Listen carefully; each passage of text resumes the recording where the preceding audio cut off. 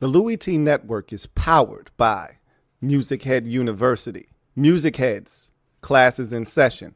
Turn me up. Enroll on YouTube now. Link is in the description. Who else could it be but me, your man, Louie Tee? Welcome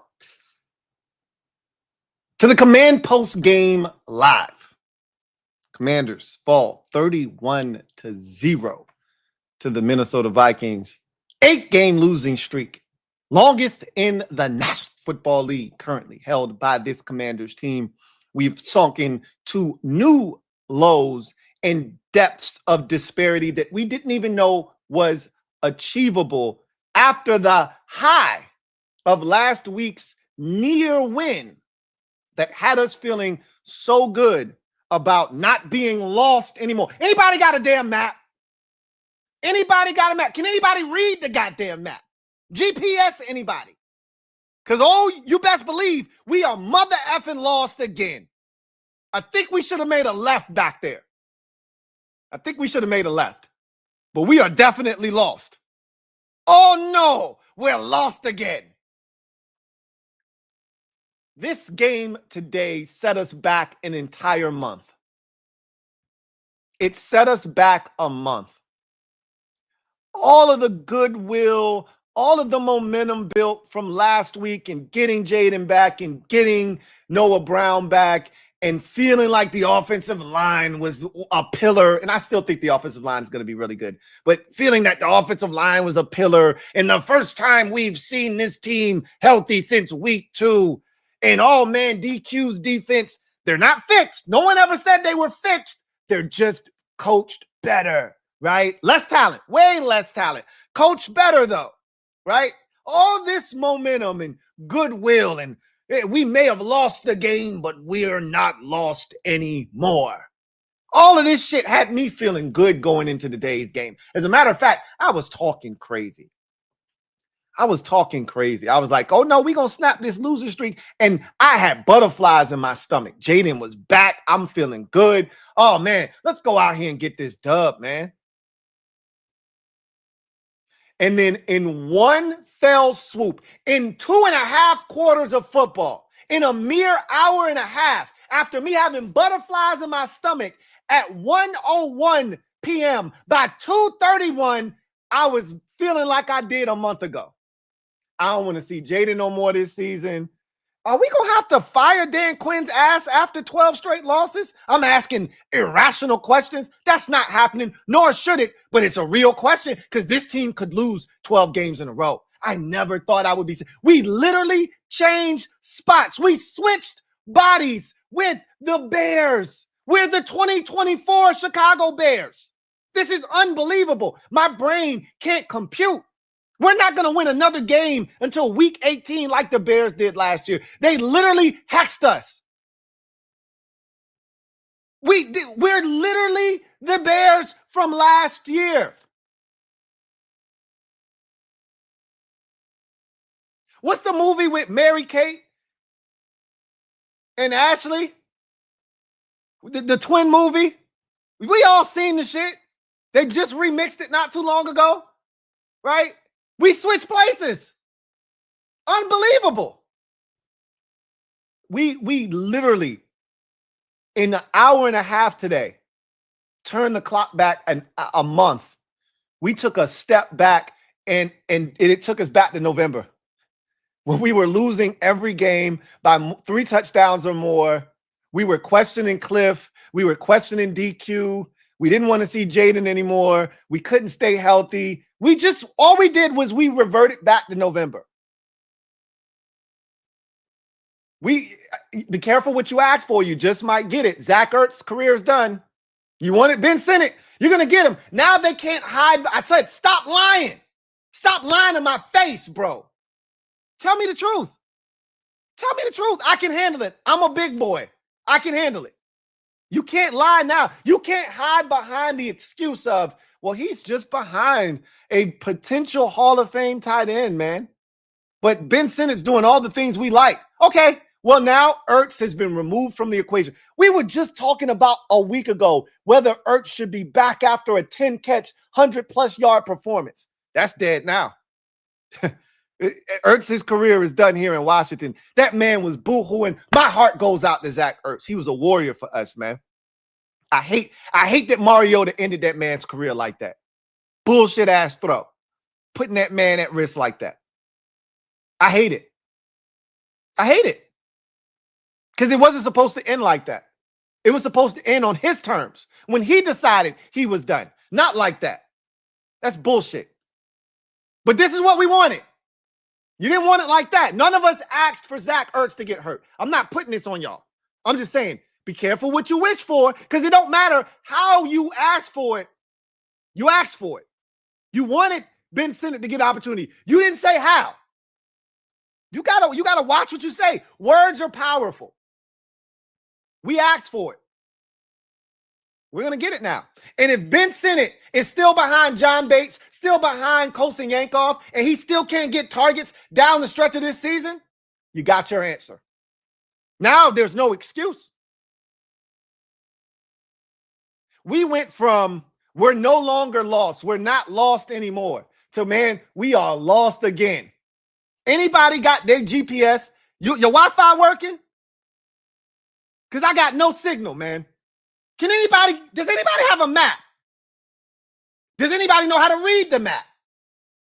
Because we lost again. It's a tough place to be. It's a tough place to be. Because everything that Dan Quinn talked about identity-wise and really wanting to put this team in a position down the stretch to compete at a high level, all of this shit that he was talking about, that he was referencing in the locker room after the loss last week to Denver, this week, talking about play style and identity and setting a standard, a culture. You just got your ass whooped by a 4-8, now 5-8 Minnesota Vikings team. We continue to make the 2024 NFL draft class of quarterbacks look like all world first-round picks. Michael Penix Jr. had his career day, 313 yards against us in a win in week 4. Bo Nix, I don't know if Bo Nix has thrown for 300 yards in any other game in his NFL career. I'm pretty sure he has, but he did the shit against us last week. I can tell you this, he ain't thrown for 300 yards in any point this season until last week. It took till overtime, but he did the shit, right? Caleb Williams was ass against us, but he won. And now J.J. McCarthy, who couldn't hit the backside of a barn before we showed up. I don't know his numbers. I don't even give a shit what they look like. They went from not scoring last week to shutting us out and putting up 31 points. When's the last time the Vikings scored 30 whatever? When? That's the shit we putting on tape. That's the shit that we're putting out there for the masses to consume. This shit is becoming a chore to watch this team. I am wasting 3 hours of my life every week watching this team. I can't wait for the middle of January to hit so I don't have to watch these bastards on Sunday anymore. I'm done. And now we got to do this shit on Christmas. Now we got to do this shit on a Saturday in December. I'm over it. I just want this season to be, this is the season from hell. I just want it to be over. I don't need to see Jayden anymore. Not this season. Can't get right from an injury standpoint. He looks bad. He's not getting enough reps in practice. Cliff was awful today. It's like Cliff regressed because Jayden is in the lineup. He got away from the quick game. We said all week, quick game. You know Brian Flores is going to try to confuse us. And I said, Jayden's probably going to be confused. He's not going to look good early in the game. That was the opposite of what happened. Jayden actually was sharp on that first possession. He looked damn good until Debo dropped the ball, and then all hell broke loose after that. After that, he wasn't comfortable. They started blitzing the draws off of him. Even when he had time, he was indecisive. And Cliff didn't give him any answers. Every time they would show the all 22 look at what Jayden was looking at, we're running 4 curls. Everybody's covered. What the hell is that? Is either 4 curls, everybody's covered, and nobody's uncovering when Jayden leaves the pocket? Or there are these 15 to 20 yard long developing routes, and Jayden's running for his life because Josh Connolly's getting his ass whooped. Sam Cosmi's getting his ass whooped. They're blitzing, and we don't have any answers. Where's the slant? Where's the quick game we saw last week?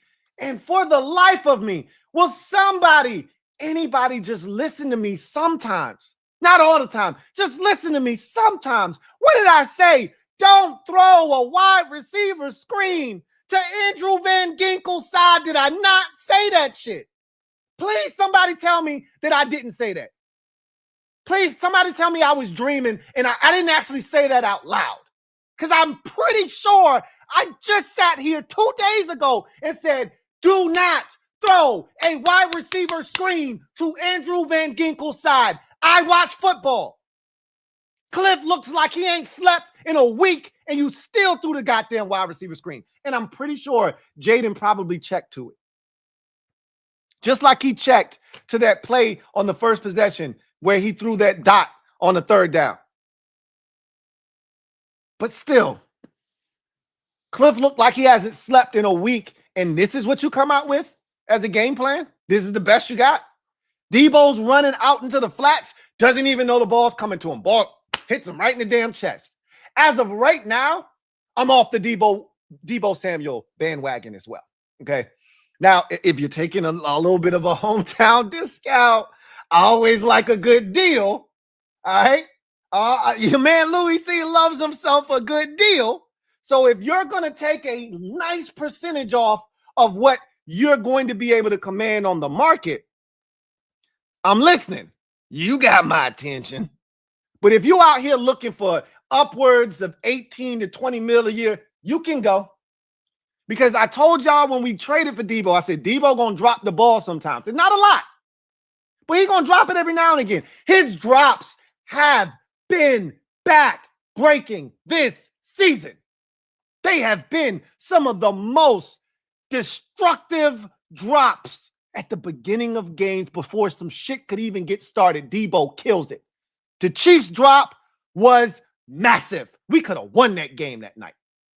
He didn't give us a chance. That drop today started an unfortunate chain of events that we never could stop. It was a shit storm going downhill after the Debo drop, and we could not stop it. All we could do was get up smelling like pure tea shit, covered in it, head to toe. And Debo is the one that sent us down that goddamn slide. So as of right now, I'm good on bringing him back. You can do better. You can do better. We can do better. We deserve better. We deserve better. See, this is what happens when you lose it. Now you got me out here like, but I bet you're going to be doing that stupid ass podcast on Thursday though. See, now you got my mind just going off the shit that don't matter. It don't matter that he do a podcast, but when you getting your teeth kicked in, your back kicked in, and you dropping the rock, I don't want to hear you talking to Josh Downs from the Indianapolis Colts. I want you to catch the goddamn football. That's what I want you to do. I'm looking in the chat before I get on, and we got fans fussing at each other. This is what happens when the shit is dysfunctional. Can't we all just get along? We family, man. It's the season of giving. It's the holiday season, and we at each other next. Don't let this team turn you ugly, man. Love thy neighbor. Don't let this team turn you into something you not.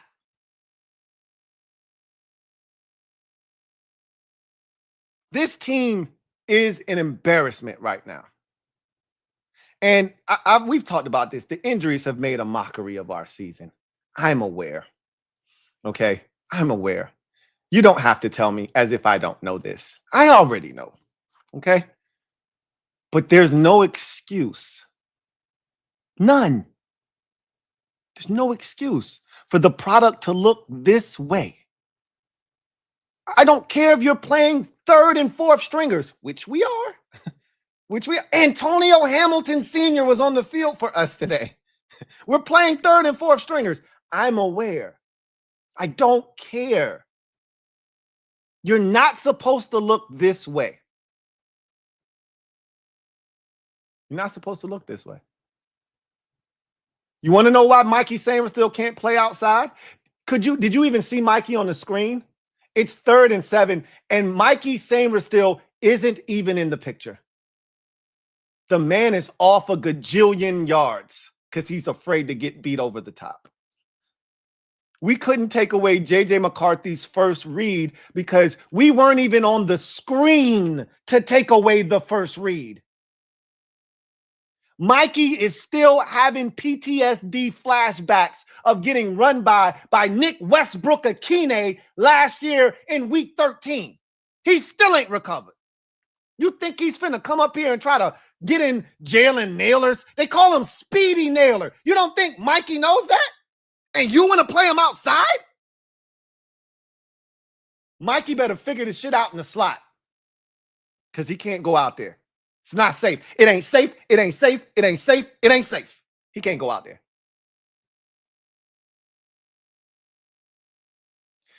I've always said the cornerback position is no country for old men. It's also no country for slow men.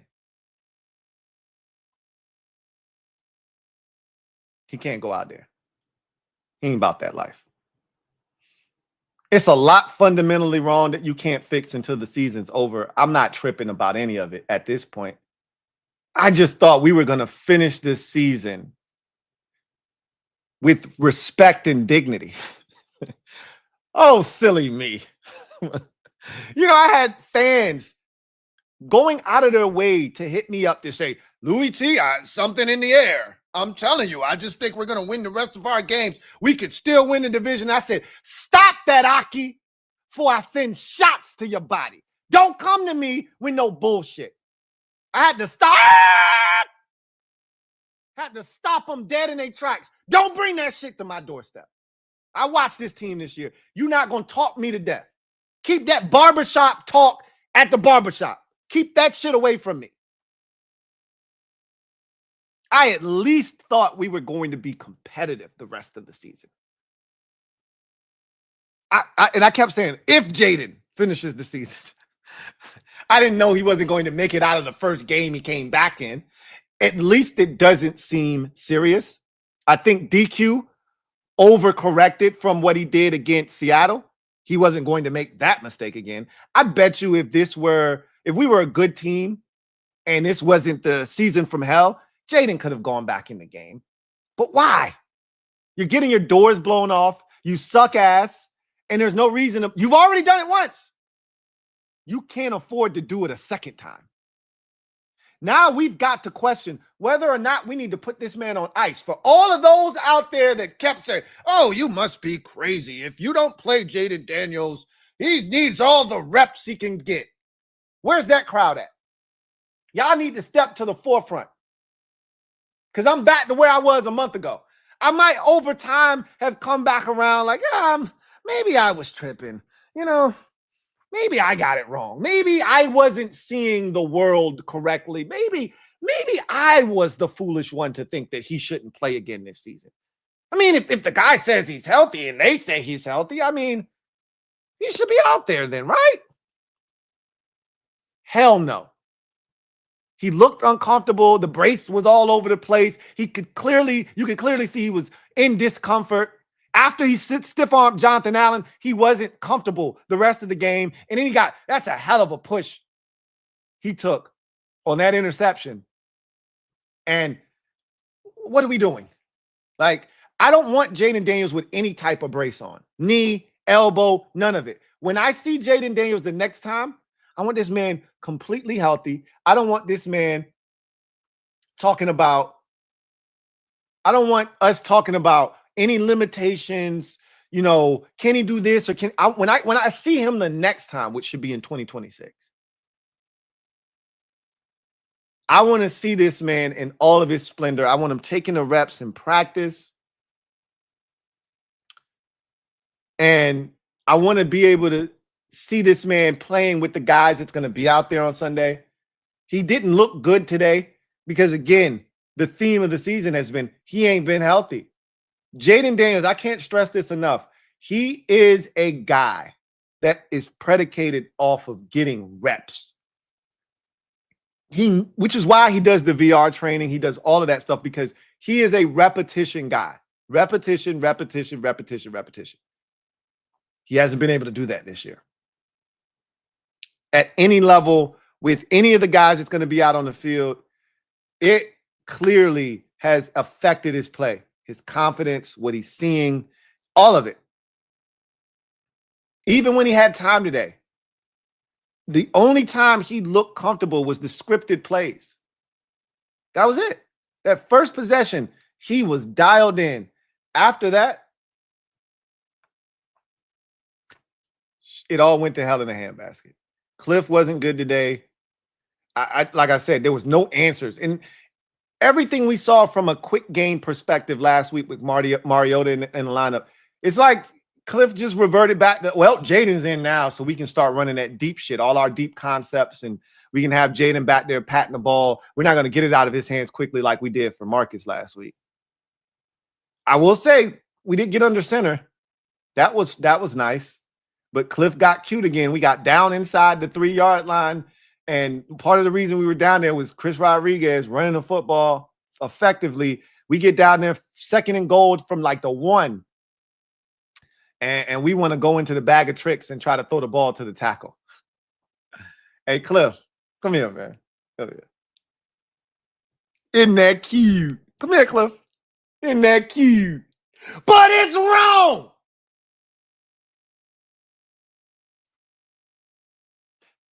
What we doing, man? What we doing?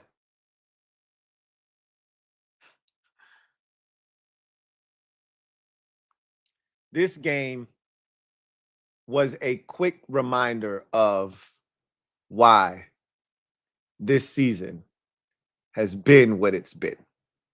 We were inept in every way imaginable. And again, there are questions that get asked after ass whoopings like this that normally wouldn't be asked. Again, we were set back a month today because the same questions we were asking a month ago, we're asking today. We did a full 360. We thought we had done a 180 after last week. Remember, we weren't lost anymore. We were found. We had located our identity. We had a foundation to stand on, and we were getting guys back healthy. That 180 turned into a full 360, and we are right back where we were. We are right back where we were. Damn shame. I'm sick right now. But if there's any consolation, Bill looked good today. Hey, how about that? Bill looked good today. And we are now 4 games removed from this shit show and nightmare being over. So the countdown begins. And let me check my phone and let me see what happened in the Browns game and see if the Browns were or the Titans were able to hold on. Let's see what we got. Let's see what we got. Let's see what we got. Let's see what we got. And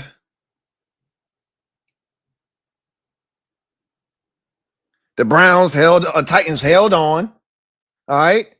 So when you look at that, we 1 game back from the number 1 pick in the draft. The Titans got 1 or 2 wins now. The Raiders got 2 wins. I don't think the Raiders are beating anybody else. So they're more likely than not end up with the number 1 pick. But shit, it's just things got really interesting because the Titans, they could mess around and beat somebody. Right? The Colts just lost Daniel Jones for the rest of the season. I don't know if they've already played the Colts twice, but Riley Leonard is the quarterback. I'm just saying, hey, how about those Commanders? We might end up with one of these elite prospects. Very possible now. Don't count us out. Browns are going to beat somebody. I know they couldn't beat the Titans at home, but they're going to catch somebody napping in the division. You know, they're going to catch somebody napping in the division, whether it's Pittsburgh or it's Baltimore or it's Cincinnati. They're going to catch somebody. They're going to win a fourth game. The Browns going to get the hell out of the way. I'm not worried about them. They're going to get the hell out of the way. Can I catch up? Can we catch up to the Titans and or Raiders is the question now. You ain't got to worry about the Jets. They're another one. I think they can sneak somebody, though. They're awful, though. They're just like us. You know, looking at the Jets and the Raiders is like looking in a mirror. The only difference, we got a quarterback. Those teams don't. But it's like looking in a mirror. So those teams are actually looking at Mendoza. Like, maybe, right? We like, I don't want that shit, man. 4 more games left. Then you don't got to put up with this shit no more. Maybe there's a pot of gold at the end of this rainbow for us. Maybe, just maybe. The only thing that stops us from losing 12 straight at this point, well, two things. One, the Giants. They're really bad too, right? So the Giants are capable of allowing us off the hook. And if somehow we don't beat them, because it's very plausible that we don't, Week 18, Eagles don't need the game. They rest all their starters. Their backups and backups can beat us. So that's not a guarantee. But if they don't need the game, there's a chance that we could go in there and win that game in Week 18. You're not beating Dallas on Christmas because, as we all know, Cliff on a short week is Cliff, right? That's the Cliff. On a short week, Cliff goes off the cliff. We don't stand a chance on a short week with Cliff. Even if Jayden's playing, Jayden's going to be awful too because he stinks on Thursdays. His worst games of his NFL career have come on Thursdays. Cliff's worst games calling as a Commander's offensive coordinator have come on Thursdays. We have no shot of beating the Cowboys on a short week on Christmas Day. That game's dead. It's like the Thanksgiving game in 2023 where you knew we were going to lose and you just asked for forgiveness. Just please don't embarrass. They're going to embarrass us on Christmas. Eat your food, open your gifts before 1 p.m. on Christmas Day because the Cowboys are going to tear us a new asshole. You're going to get 2 NFC East. You're going to be sodomized twice in 4 days. 5 days. 5 days. Eagles on a Saturday at home. You're going to turn around and you're going to be pulling splinters out of your sphincter on Christmas Day. This is not fun. We asked for this, though. I wanted all of this smoke. I did. Until I didn't. Anyway.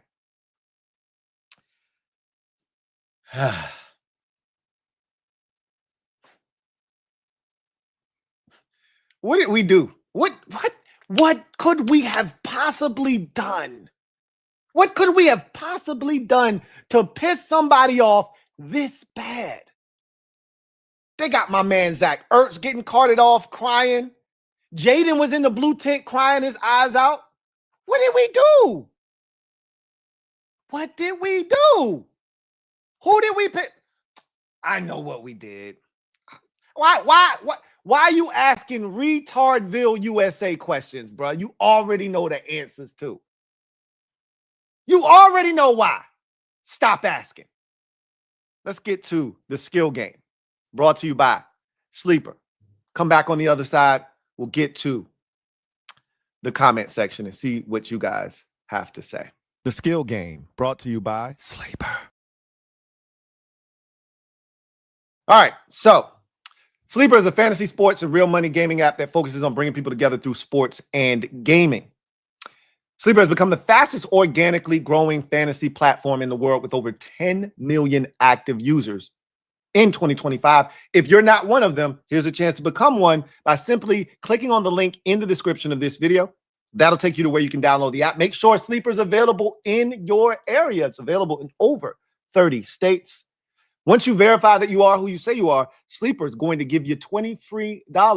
And I advise you to use my promo code LTN to give you 100% match on your first deposit up to $100. That's right.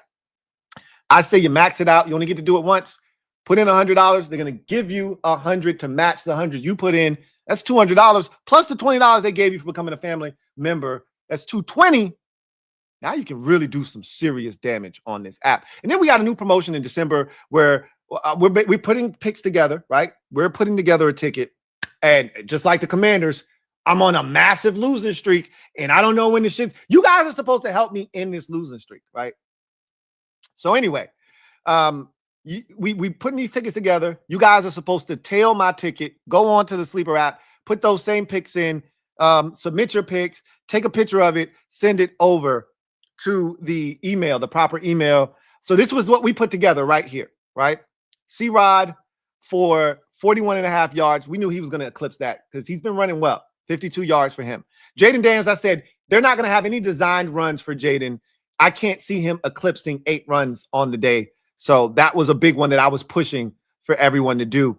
Now, had he stayed in the game, he was already halfway there. I'm not sure that he wouldn't have gotten to 8 carries on the day because he was still running his ass off. They just weren't going to call any designed runs. That said, Ertz, I just thought he would be a bigger part of the offense in this game. Jayden Daniels, coming back. And you know what I should have thought about was Jayden's first game back from the last injury, right? Not the last one, the one before that one. That's how many injuries we've had this year. My son was like, did Jayden Daniels just get hurt for the 4th time? If he did, I'm going to be sad. I'm like, yeah, son, I think he got hurt again, man. My son was like, it's either the 4th or 5th time. He lost track. He's like, I don't remember at this point. When he came back after the first injury against the Chargers, Ertz didn't have a catch in the entire game. Remember that? So I should have thought about that and went in a different direction. Ertz had 1 catch in this game. I'd like to think that if Ertz would have not gotten hurt, he would have had, 4 catches in this game. But yeah, you never know, right? So and then the Vikings, Kevin O'Connell ain't shit. His mama ain't shit. His daddy ain't shit. I kid. He could have kicked the field goal. They were up 24-0. This man had no reason to go for it on 4th down other than, hey, we just trying to get some work out here for our young quarterback, man. Y'all ain't doing shit. We could go up. We could go up 4 score. If you were a real NFL outfit, we'd kick the field goal and go up 4 touchdowns, basically. But you're not. You're a joke. So if we don't get this, you're down 24. You're not going to do shit about it. Because technically you're down 3 touchdowns and 3 2-point conversions. Still a game. Not. So what did he do? Go for it on 4th down and get it. He could have kicked another Will Reichert field goal. He chose not to. But it wouldn't have mattered because Zach Ertz wasn't going to get the catches that we needed anyway. So it didn't matter. Our ticket didn't hit. And the losing streak continues. At some point, we're going to snap this. Y'all got to help me, man. Y'all supposed to be my ace. And y'all not doing what y'all supposed to be doing, which is helping me put together a winning ticket. So we'll try again next time. As I always say, when I lose on the Sleeper app, we'll get them next time. Shout out to Sleeper for sponsoring this stream. And I look forward to y'all helping me next time put together a loser-proof ticket so we can end the slide. The Skill Game, brought to you by Sleeper. All right, so let's get to the comment section and see what you guys have to say. We start with Lounge is Alive Cigars. Thank you for the super chat. Greatly appreciate you. Thank you for being a member of the MOBB, who writes, we lost and we are lost. Does anybody have a map? Does anybody's GPS work? Mine, I have no signal. Does anybody have a map? Does anybody know how to read the map? Does anybody even know where we are? We're clearly lost. Again. X Factor. Thank you for the super chat. Greatly appreciate you. Thank you for being a member of the MOBB. X Factor writes, why should we have faith JD5 will look anything like he did last year when healthy? Everyone got back today and looked awful, and he has a lot this year. I mean, for some people who don't believe in him, that's a fair question. That's not a question I ask because, again, I've watched Jayden Daniels from LSU all the way through his second year in the NFL. The one consistent is that he's played games. He's gotten all the reps. He is a repetition monster. He is a guy that needs to be at practice, getting the reps. He needs to be with the guys that are going to be on the field with him. That has not happened this season. It's the reason why I believe he doesn't play well on Thursday nights. Okay. Again, this is what happens when you lose in the manner that we've lost this season. Nothing's out of bounds, including questioning Jayden Daniels and whether or not he's like that. I'm not questioning that. I saw it on the first drive. The shit that they repped in practice, the opening script, he was flawless on that. He even changed a play to get us into the right play on the first drive. Everything after that, though, was a disaster. And again, Cliff isn't giving him good answers. Now, the out to Noah Brown, that's a bad throw. Terry's standing right there. His fetish with Noah Brown needs to be studied as to why he feels like Noah Brown is a better option than Terry. Because Terry on that 3rd and 3 is standing right there open on a sticks route. Meanwhile, Noah Brown's running an out, and he throws the out 3 yards outside of Noah Brown. It's a bad throw. It's the wrong person to be throwing the ball to in that situation. But again, for whatever reason, he has this infatuation with Noah Brown. I can't explain it, and I don't know why that exists. But you have every right to question whether Jayden is like that or not. I'm not questioning. We are not running in the same circles. But you're free to question that.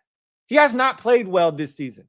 I have my reasons and why I think he's not playing well. But at the end of the day, this is a results-based business. People don't care about your reasons or your excuses, however you want to view it. They just want results, and he hasn't provided those this year. So, again, you're free to feel that way. Daily Grinders, thank you for being a member for 50 months. Celebrate! Who writes, Lou, my man, I enjoyed this loss. It was fun times, man. Mob family makes it hurt less. I will say the mob was so caring and understanding today. The mob was a very nurturing place today because this one was bad. This one was ugly. It was nasty. And it's the kind that usually turns family members against one another. Instead, we pulled each other closer today. I was proud of the mob. Shout out to the mob. He says, I wanted this loss, just not like that. Do we really have Mr. Glass at quarterback, or is it DQ? Someone has to answer for this. So what you got to understand is they keep bringing this man back and he's not 100. Like, if Jayden gets pushed down on a normal play like that, he's going to pop up. That only knocked him out of the game because he was already injured coming into the game. You understand? Like, they keep bringing him back, telling us he's healthy if he don't take no more shots. He's good, right? But he took shots today, so he's not good, okay? He still had the stiff arm. Like, this is the thing. You can't put this man on the field and expect him not to act like a football player. His first instinct when Jonathan Allen is trying to sack him as he gets out of is to throw that stiff arm out there. And you know what would have happened if Jonathan Allen would have tried to attack? He'd have put that arm down because he's a human being, which is why you can't put him out there. Because he's going to play the game. He's not going out there thinking, I got limitations. I can't do this. I can't do that. It's one thing to say, hey, if you're going to run, slide, get out of bounds. That's easy to do. You're asking him not to put a stiff arm out there. You're asking him, I threw an interception. Don't chase the interception. This a football play, bro. I'm on the field. I'm gonna try to make something happen.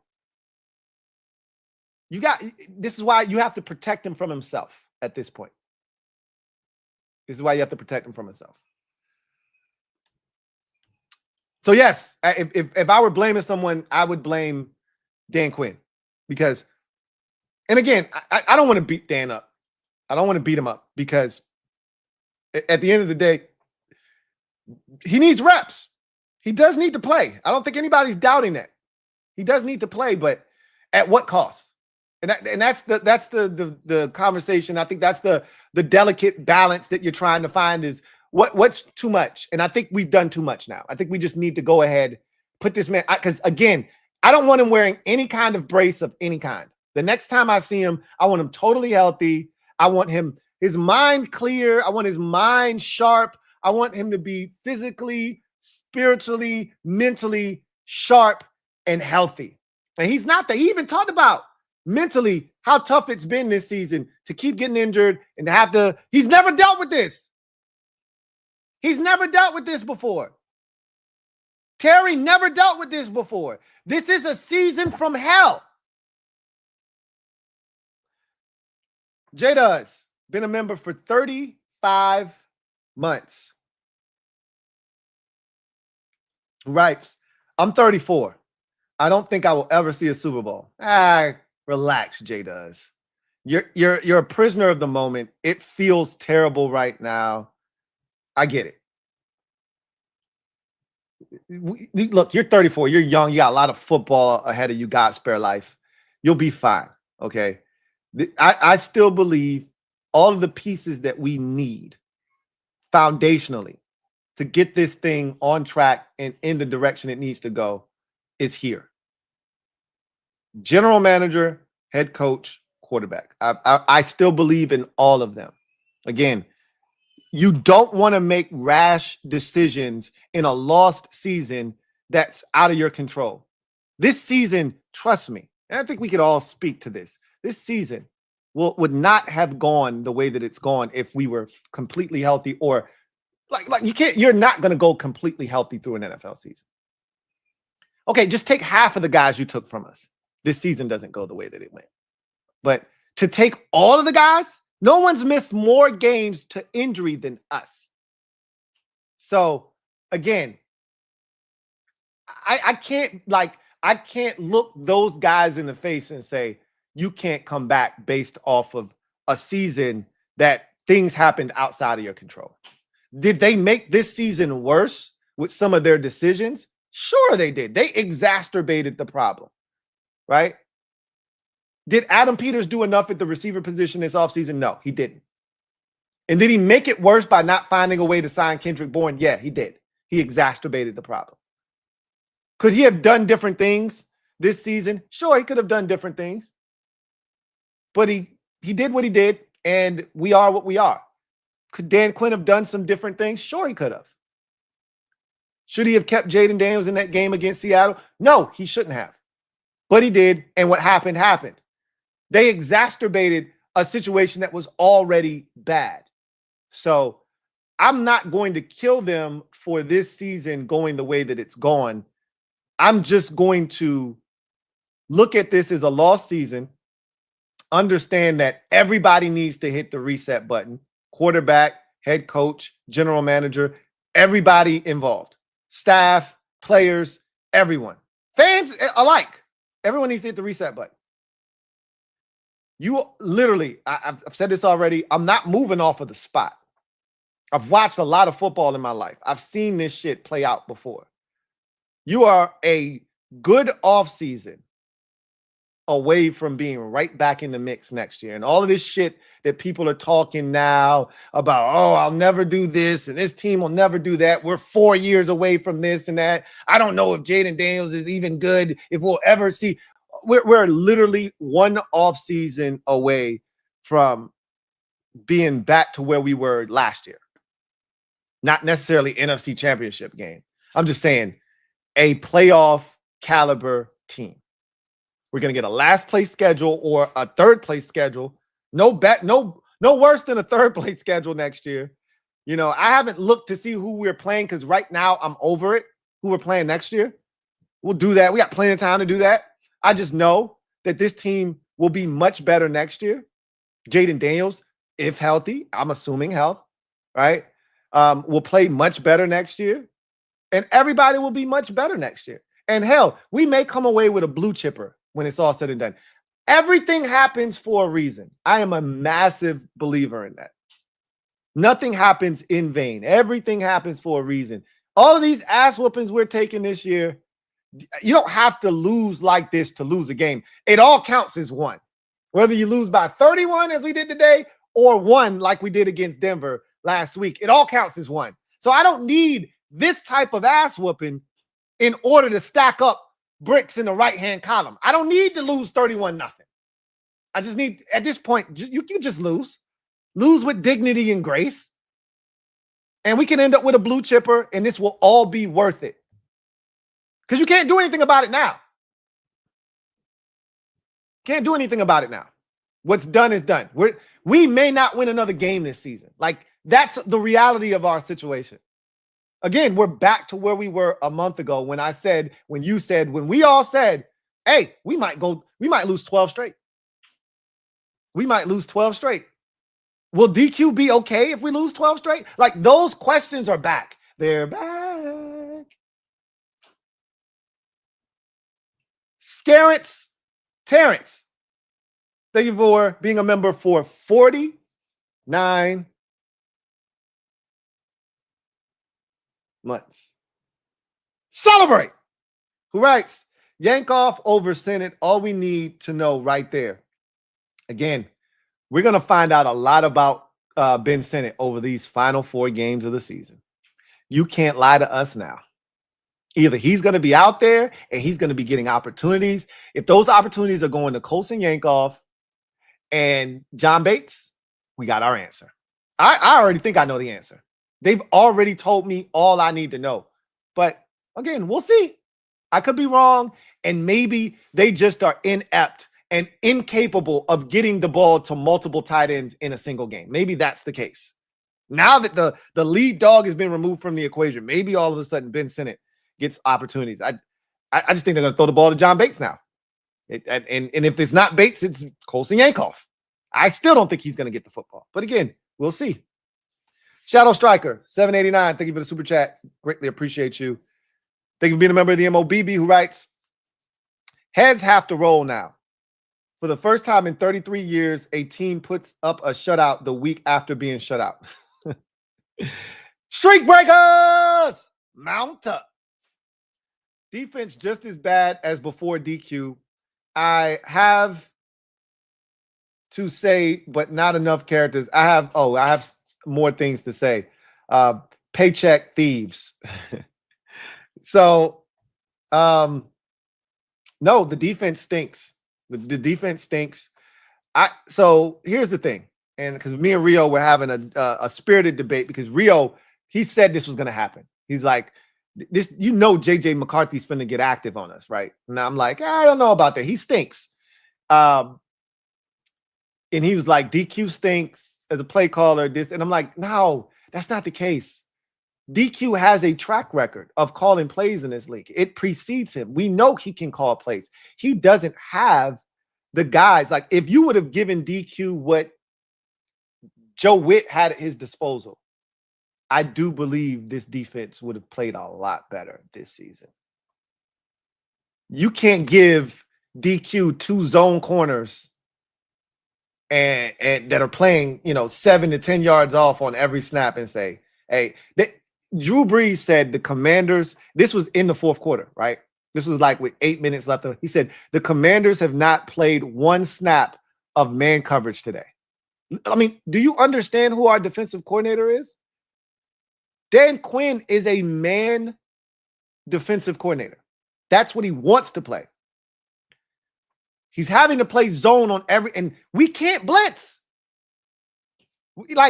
We were rushing 4 and we weren't even getting close to J.J. And that was the same thing that was happening against Bo Nix last week. We can't blitz, because if you blitz, now you're leaving those same slow zone corners, and Jonathan Jones can still run. He can still move.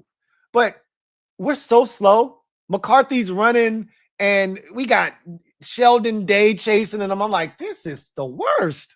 We got to be the slowest defense in football. We got no foot speed whatsoever. None. So if you blitz and you don't get there and J.J. McCarthy takes off, you're cooked. You're cooked. So DQ's like, I'd rather just keep everything in front of us and hope that the opposition makes a mistake. If they don't, we're done. If they do, we got a shot. Heads aren't going to roll. Heads aren't going to roll. So as much as you would like to see something done, you would actually be just doing something for cosmetic purposes if something were done right now. There's nothing left to do. The one move you could make, you made it already. You played your ace already. That was fire or demote Joe Witt Jr. You got no cards left to play. You just got to ride this thing out. Take your ass whoopings like a man, right? That's it. That's all you can do at this point. Skeeting. Thank you for the super chat. Greatly appreciate you. Who writes, Lou, this is a fireable offense. I got no words. Again, you can't fire everybody after every ass whooping. If that were the case, no one would be left this season. This is the 5th time during this 8-game losing streak that we've lost a game by 3 or more touchdowns. If that were the case, we'd have no one left because you would have fired everyone by now. You just got to, as your name suggests, skeeting, you just got to take it on the chin, bruh. Just take it on the chin. You need a rag?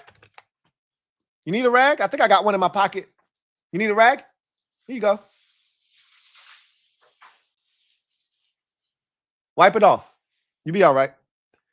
Skeeting. Double up. Thank you for doubling up. Who writes?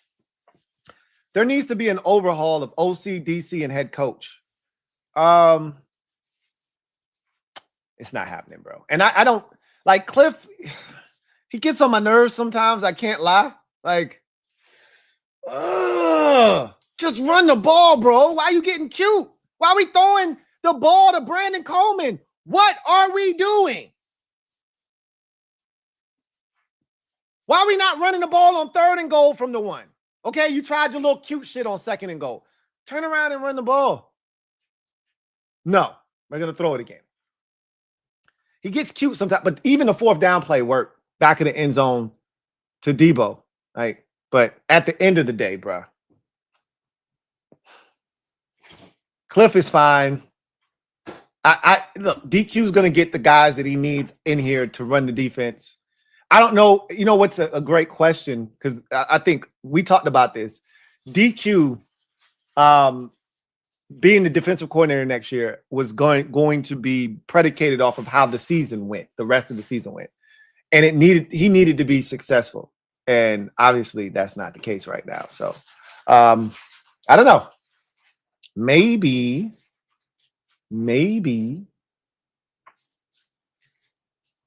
he might do something now. I think he should be the defensive coordinator, personally. I think if he gets the right pieces, you get an Arvell Reese in here. And again, I haven't seen this kid. I'm just going off of what people say. I watched the Ohio State game. Him or the safety, Caleb Downs, ain't do a damn thing to affect that game. Not a damn thing. All they did was make the Mendoza kid look like a Heisman Trophy winner. I didn't see shit from neither one of them. But I got to believe that everybody says those dudes are like that, then they're really like that. You give DQ Arvell Reese, if he's like that, and again, I don't know. I'm assuming he's like that. You give him a piece that he could use. You get him some corners in here. You get Trey Amos back. You get you a corner in free agency, you know, and all of a sudden now we might be cooking with gasoline, right? But we'll see. We'll see. I don't know if overhauling anything is the answer. DeAndre, thank you for the super chat. Greatly appreciate you. Who writes, I lost the survivor pool. The house won. If there was any positive today, the house won. Y'all raised the roof. Everybody got eliminated from the survivor pool today. Nobody survived. I love the NFL. You're never safe. People went 14 weeks, put in their best picks, and got in week 14. Bop, bop, bop, bop. Empty the clip on them. Nobody's left. Raise the roof. WW. Thank you for the super chat. Greatly appreciate you. Who writes, If we lose 12 straight, DQ got to go. Seriously. Hey, it's a real conversation. I don't think it's happening. I don't advocate that it happens, but that is a real conversation, right? That is a real conversation. If he loses 12 straight, that's a tough, bitter pill to swallow. So, again, we'll see what happens. We'll see what happens. But it feels like right now that you're in a tough spot. You're in a really, really, really tough spot.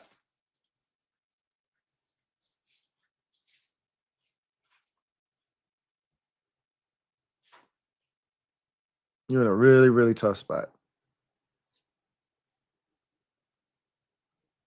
So, Tyrone Malone, thank you for the super chat. Greatly appreciate you. Tyrone writes, can you logically explain how JD5 better than May? Right now, again, recency bias. Again, were you asking this question this time last year? No. Next year, Drake May could fall off of a cliff next year. He could be dealing with injuries next year. Jayden can be back. And then you'll be asking the same question in the reverse manner.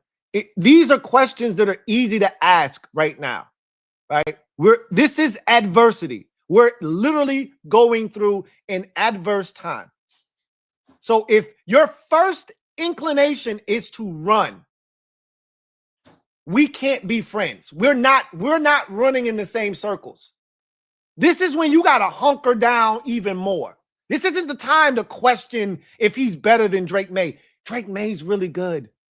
Who gives a shit if Jayden's better than Drake May or not? I just want Jayden to be the best version of Jayden Daniels, which he currently isn't because he's not healthy. I don't give a shit if Caleb Williams is good, if Drake May's good. That conversation is irrelevant to our success. All I care about is us. That's it. Does that make sense to you? Does that make sense to you? Yes? No? Maybe so? Shadow Striker, 789. Double up. Thank you for doubling up. Who writes, oh, you can absolutely fire DQ. If we are truly the 24 Bears, let's fire this leader of men head coach and get an offensive mastermind, Ben Johnson-esque. Okay, who's available? Is there a Ben Johnson available like there was last year? Who's available? Who you hiring? Shadow Striker, who you hiring? I don't know of one guy right now that's a hot commodity that you're like, we got to get this guy to work with Jayden Daniels. Who's the commodity? Who's the guy? Who you hiring? I'll wait. You got a name? I'm listening. I'm not saying that name doesn't exist and that guy isn't out there. I'm just telling you, like, Ben Johnson was a commodity. For 2 years, Ben Johnson was the hottest name on the streets. It ain't one of them this offseason. It ain't. So I hear you, but again, I don't agree. My first inclination isn't to press the panic button after 1 year. You can't crown a guy 1 year and then want to fire him the next. At least that's not my logic. Now, if they decided to do that, I wouldn't be opposed to it. I get it. I understand the disappointment of this season, but to me, that's not the move. That's not the move. Not with all the injuries we sustained this year. Now, had we been perfectly healthy and this was the product, okay, yeah. Now we having a real discussion. But, I mean, it is what it is. Lorenzo Simpson, thank you for the super chat. Greatly appreciate you. Thank you for, my guy, Zoe, thank you for being a member of the MOBB, who writes, I don't want to hear DQ speak. I'm done in 2025. I hear you, bro. Like, some of these press conferences, I'm not at that point now. I'm not at that point yet. Like, I got to the point with Ronald Rivera where I don't even need to watch your press conferences. You got nothing for me at this point. I don't need to hear from you. I don't even want to hear your voice now. I'm not there with DQ. I'm not there. But all the cliches and all of that stuff, that starts to fall on deaf ears with performances like this. I get that. I get it. I understand where you're coming from. You know what I mean? Like, And I can only imagine what that sounds like in the locker room. I mean, how many times can you keep telling them this shit and then you go out and get your brains bashed in? So, yeah, it's tough. But you pick yourself up, you dust yourself off. You got 4 more games left. Again, I'm all about the youngins. Bill, I'm Team Bill. I want Bill Mania back. That's the only thing I'm out here in these streets for now is can we somehow get Bill? Because I would love to take those running back resources that we would have to, allocate to the running back position. There'll be some guys available potentially this offseason, Breece Hall, K9. Can we take those resources and funnel them elsewhere? Go get you a corner. Go get you a receiver. Can we funnel those resources elsewhere? Because you already got one on the roster that's good enough. I need to find out because Bill looked damn good today. He was the lone bright spot. Maybe the running back position as a whole, because Chris Rodriguez played well today too.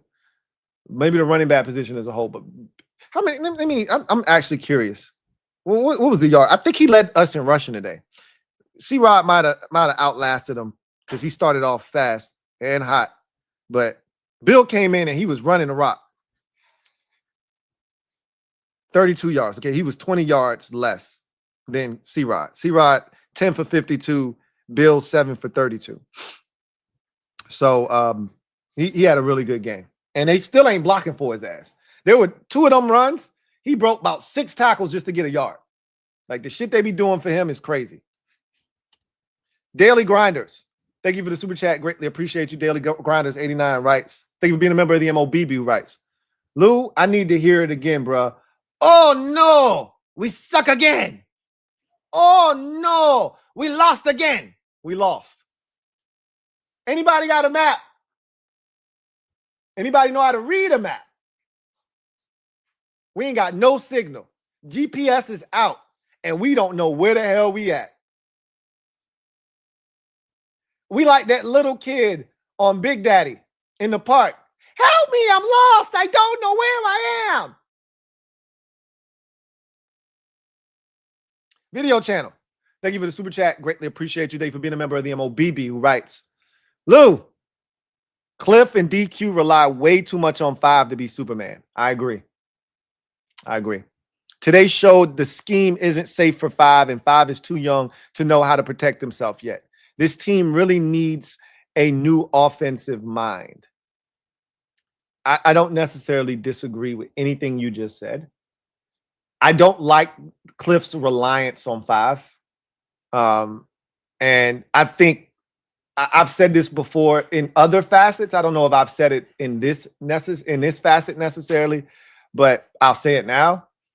Last year was a gift and a curse because last year DQ saw that he could put the weight of the world on Jayden's shoulders and he could respond.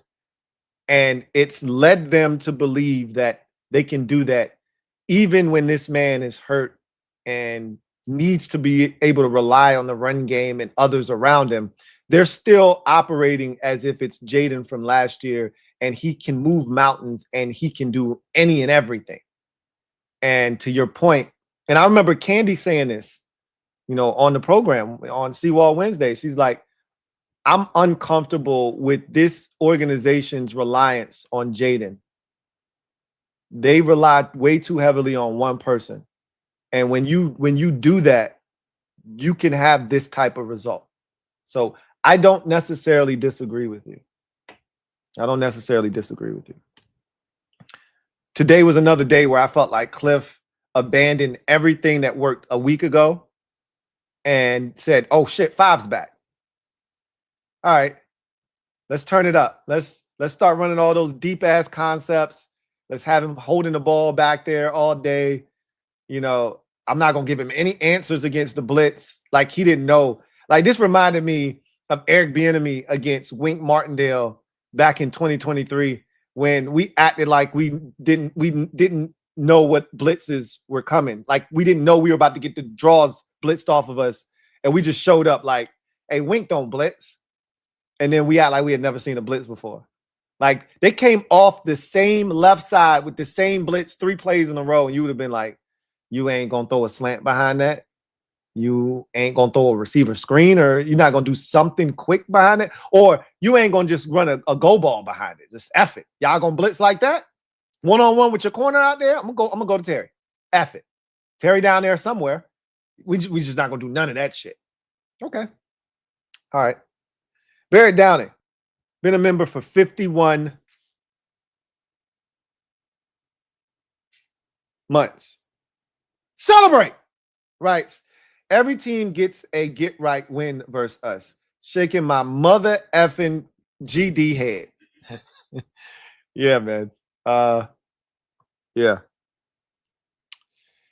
Where everyone's get right game, unfortunately. Carbon Sim. Thank you for the super chat. Greatly appreciate you. Thank you for being a member of the MOBB, who writes, 5 looked way better last year when Cliff called his offense. This offseason was all about letting 5 pick the plays he liked and the rhythm disappeared. I don't think that's true. I don't think that's true at all. I just think we never got into a rhythm because of the Terry holdout and then the injuries. We never got into a rhythm. We don't even know what the hell we could do because we never got to see it. We never got to see what Terry and Debo looked like on the field together. Forget about Noah Brown. We never got to see Terry and Debo on the field together because by the time Terry got to the field, it was the end of the summer. We were going into the season. And then by the time we got to week 3, Jayden was already hurt. Noah Brown was already hurt. Austin Eckler was already hurt. And so by the time Jayden got back, Terry was hurt. Noah Brown was hurt. You know, and everything, the dynamic was never there, is what I'm trying to convey. It was never there. This thing never had a chance because of the Terry situation in the offseason. That was the beginning of the end of this season, to me. Video channel. Thank you for the super chat. Greatly appreciate you. Double up. Thank you for doubling up. Who writes, yo, why hasn't Josh Harris come out yet with saying DQ will be back next year? No news is good news. What does he need to say anything for? I would be more worried if he gave the dreaded vote of confidence. You don't need to say shit. What's already understood doesn't need to be said. Why does he need to say anything? I'm more concerned when the owner comes out and says, I believe in my head coach and he's not going anywhere. Okay, cool. I've seen dudes get fired after that. I'd rather him not say nothing. Just chill. Just chill. WWU. Thank you for the super chat. Greatly appreciate you. Double up. Thank you for doubling up. All right, Lou, we not even on the right continent. Does somebody got a map? Anybody? Anybody got a map? Anybody know how to read a map? Jern. Thank you for the super chat. Greatly appreciate you. Jorn, 23. Thank you for being a member of the MOBB, who writes, Mikey a farmer, man. He ain't no slot corner. Shaking my head. They got to find a way to make Mikey a relevant player on this defense. This is what I can tell you. I watch good defenses around the league. Green Bay's on right now. You can't put Mikey Samer still outside. Trey Amos looks like one of those corners I see on good teams. He looks like that. Mikey Samer still don't.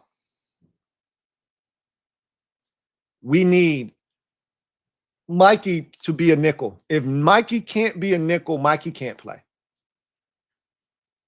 He can't play.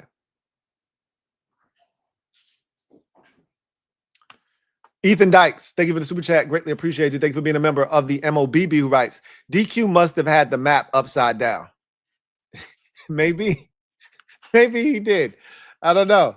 Maybe he did have the map upside down. Eric Reeves, thank you for the super chat. Greatly appreciate you. Eric writes, I was screaming, where are the quick slants?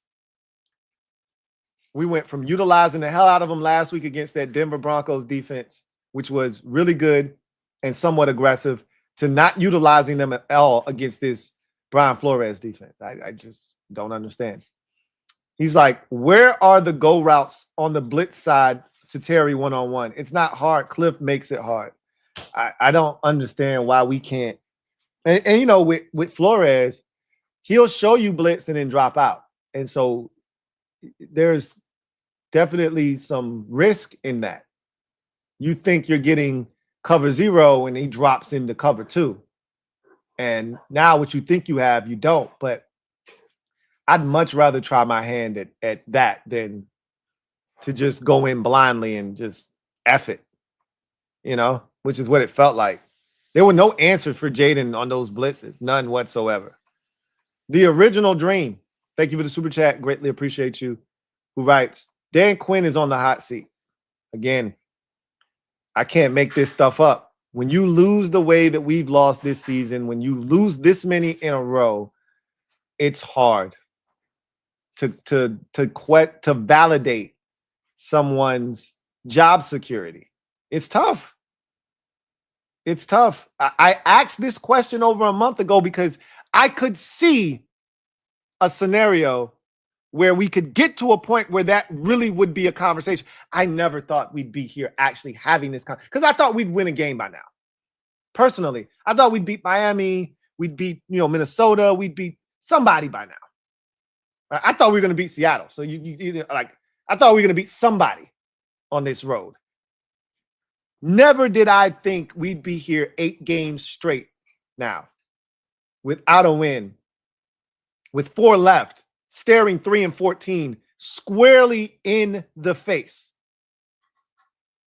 12 straight losses. I've seen guys do that. You don't survive normally 12 straight losses. I had an episode of Commanders Nightly News outlining that and laying it out for you. The magic number is 13, which he can't get to this year. So he may survive. I expect him to survive. I've said this. I don't think he's going to get fired, even if he loses 12 straight. But that is tough to do. That is tough to do. Mills 0040. Thank you for the super chat. Greatly appreciate you. Mills writes, bad O-line looks 2023 again, and Joe Witt got to go. The offensive line, again, we went back a month. No one was absolved from going into the time machine and going back to November. Everybody went back, including this offensive line.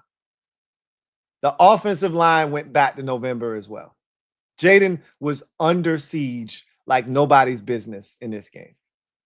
Brian Flores ran circles around Cliff in this offensive line in this game, and Jayden for that matter. And I expected him to run circles around Jayden if Cliff didn't provide him with answers. I talked about this on the show Friday. I said if Cliff doesn't provide Jayden with answers, Brian Flores is going to have his way with Jayden Daniels. Jayden hasn't seen a defense like this before.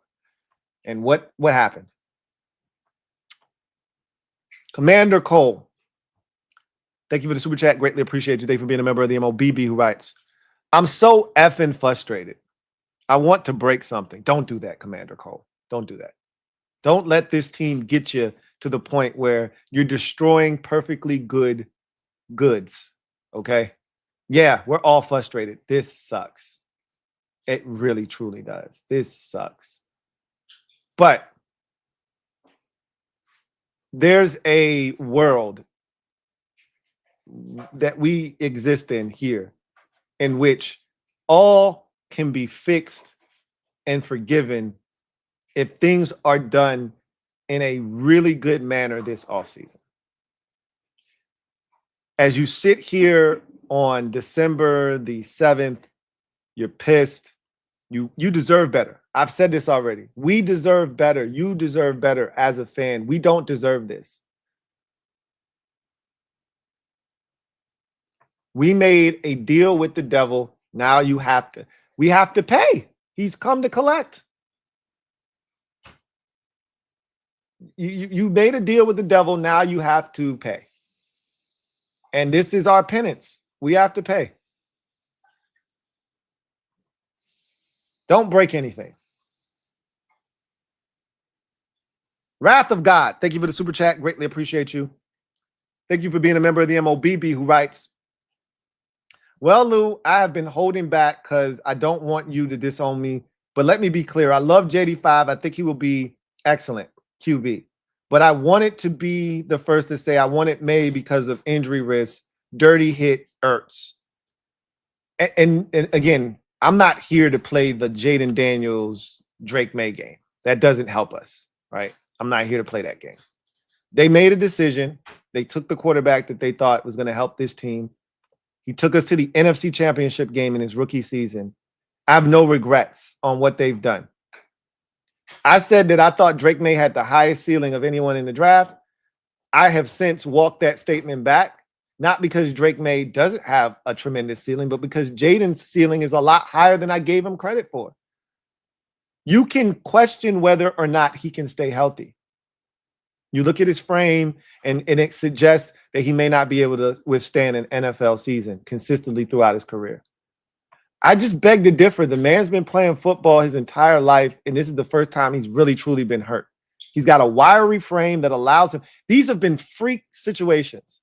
None of them like season ending. If there was ever an injury that should have taken him out, it's the elbow injury. And that, to me, further proves his elasticity. Like, he shouldn't have been playing again this season after a horrific looking injury like that. But he's so malleable. He's so flexible.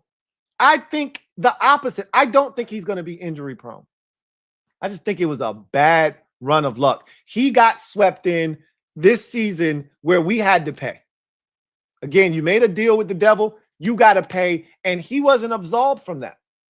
I don't think he's going to be consistently injured in his career. But again, everything has to be evaluated. Everything has to be evaluated. And when I say everything, I'm talking about coaching staff wise. Maybe you do need to replace Cliff. I don't think that's the answer, but everything, because I feel like we should be better than what we are offensively. I feel that way. And while I love Cliff, and when Cliff is in his bag, man, you won't find many better in this league dialing up plays. When Cliff is on it, it's fun to watch. But Cliff can be his own worst enemy, too. He can be his own worst enemy as well. So, the hit on Ertz wasn't dirty. That's what the NFL effectively put in place when they started finding people for hitting guys in the head. You don't want them to hit in the head where they're supposed to hit. They're going to go down low. Mariota shouldn't have put him in that position to get hit like that. That injury is on Marcus Mariota. That you charge that to his account, not the defender. Daily Grinders, thank you for the super chat. Greatly appreciate you. Double up. Thank you for doubling up with rights. Oh, Saints won today. Draft getting juicy. I already said Saints won today. Titans won today. Last time I checked, the Raiders was, they ain't gonna win, but shit, they was in the ball game. That's family business. Let me see. Let me check on that Raiders game. It was 14-7 last time I checked. Yeah, 14-7 at halftime. And we know they played the Broncos tough last time. So, hey, don't rule nothing out. Don't rule nothing out. Nothing's out of bounds. Nothing's out of bounds. We could get the number 1 overall pick. That shit might fall in our damn lap while you bullshitting. Number 1 pick. Look, that Giants game next year, it's the Chase Young Bowl all over again from 2019. Same shit, different toilet. They beat us. They end up having a worse draft pick. We lose the game, and we end up with a better draft pick than them. Same shit. We're gonna see what happened. They need a quarterback. Oh no, they don't need a quarterback. Excuse me, they don't need a quarterback anymore. They got their quarterback already. So we'll see. I don't think Jayden Daniels is playing next week. I don't think he's playing next week. So, yeah, we'll see. Robu, 583. Thank you for being a member for 51 months. Celebrate! Who writes? What up, Lou? I thought this game and possibly the last Eagles game would be the only wins left. Don't see another victory on the schedule. Tough year. It's a very, very tough season. I'm not running. from the reality that sits in front of us as we sit here at 3-10. I'm not running from the reality that is we may not win another game this season. I'm not running from that at all. And so I understand what we are. I understand our situation, and I'm good. I'm good mentally. I'm good. I've made peace with the situation, and I feel like whatever happens, happens for a reason. And I am perfectly content with us and our fate, whatever it looks like. Whatever that looks like. So it is what it is at this point. So, we'll see. We'll see what happens. But bottom line for me is we gotta hit a home run in the offseason. Draft, free agency, they got to make shrewd moves. And this season only counts as one season. You don't carry over losses from this year into next year. Just like you don't carry over wins from this season in the next season. So at this point, while I still would like to beat Dallas and Philadelphia, it doesn't make any sense. Like, it really doesn't, especially if 5's not out there. And I don't want 5 out there. I'm back again. I'm back to where I was a month ago. Whether right or wrong, I'm not letting nobody change my mind now. I just want 5 totally healthy. No brace, no wear, no contingencies on what he should or shouldn't do. I want 5 out there at his best, mentally, physically. That can't happen in 2025. So that's where I'm at right now. Jarrett Fromm, thank you for the super chat. Greatly appreciate you. Thank you for being a member of the MOBB, who writes, Giants and Raiders play week 17. There you go. Hell yeah. I forgot the Giants hadn't played the Raiders yet. Somebody's winning the game, baby. Hell yeah. Somebody's winning the game. I'm telling you, do not count us out of this #1 overall pick. Hey, Jarrett, while you at it, check to see if the Titans have played the Colts for a second time already. I know they've played once already. Check and see if they've got the Colts one more time on their schedule. The Colts lost Daniel Jones today. Riley Leonard is going to start the remainder of the season for the Indianapolis Colts. I'm not telling you Riley Leonard is going to go out here and stink up the joint. Colts still have talent. But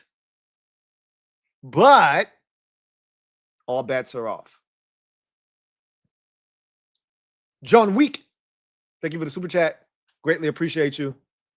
John Week writes, I know the offense was going to sell today once Debo dropped the touchdown dart on the opening drive. Suck all the life out. This is the same thing I said at the beginning of the show with Debo. I'm out on Debo right now. What the dude from American Idol used to say? That's going to have to be a no for me, dog. Right now, Debo back, that's going to have to be a no for me, dog. Got to catch the damn ball, man. And I knew Debo. I told y'all when we got him, I said Debo going to drop the ball a little bit. Like, it's going to happen. I didn't expect them to be gut-wrenching, soul-crushing drops, though. That drop set the tone for the rest of the game, just like it did when we played Kansas City. Tyrant, 78. Hey, girl. Survivor pool. Raise the roof. Come on now, raise the roof. She says, I'm the one who said to play him. So now if we can't trust him to play this year, then what's the difference next year? The difference is he'll be healthy next year. The only reason we're talking about Jayden being banged up is because he got banged up. And I really truly believe the first injury was his fault, not watching where he was going. We're looking behind him to see, like, he had 2 injuries in his career to this point that I thought he got because he kept looking behind him. The Carolina injury was still a freak injury, but he kept looking back. And that's when the guy tackled him and he got folded up all weird and funky. And then he kept looking back against the Packers, trying to see where Micah Parsons was. And then he couldn't brace himself for the hit that he got on his knee, right? That set off a chain of events that didn't allow him to be healthy the rest of the season, right? So you get that injury. That leads to the injury that he sustained against Dallas, the hamstring. Then you get that injury, and the arm injury has nothing to do with any of those. That's just a freak deal. But it's injured now. Like, that happened. Now he's not healthy. Like, that push he got today from Isaiah Rodgers, that's not a push that puts Jayden Daniels out of the lineup in a normal game if he's healthy. He only that only hurt because he was already hurt, if that makes sense. So if he's totally healthy, that's just an interception, a hard block, a tough fall. You get up and you shake it off, and he's back out there. He's looking at the tablet on the sidelines.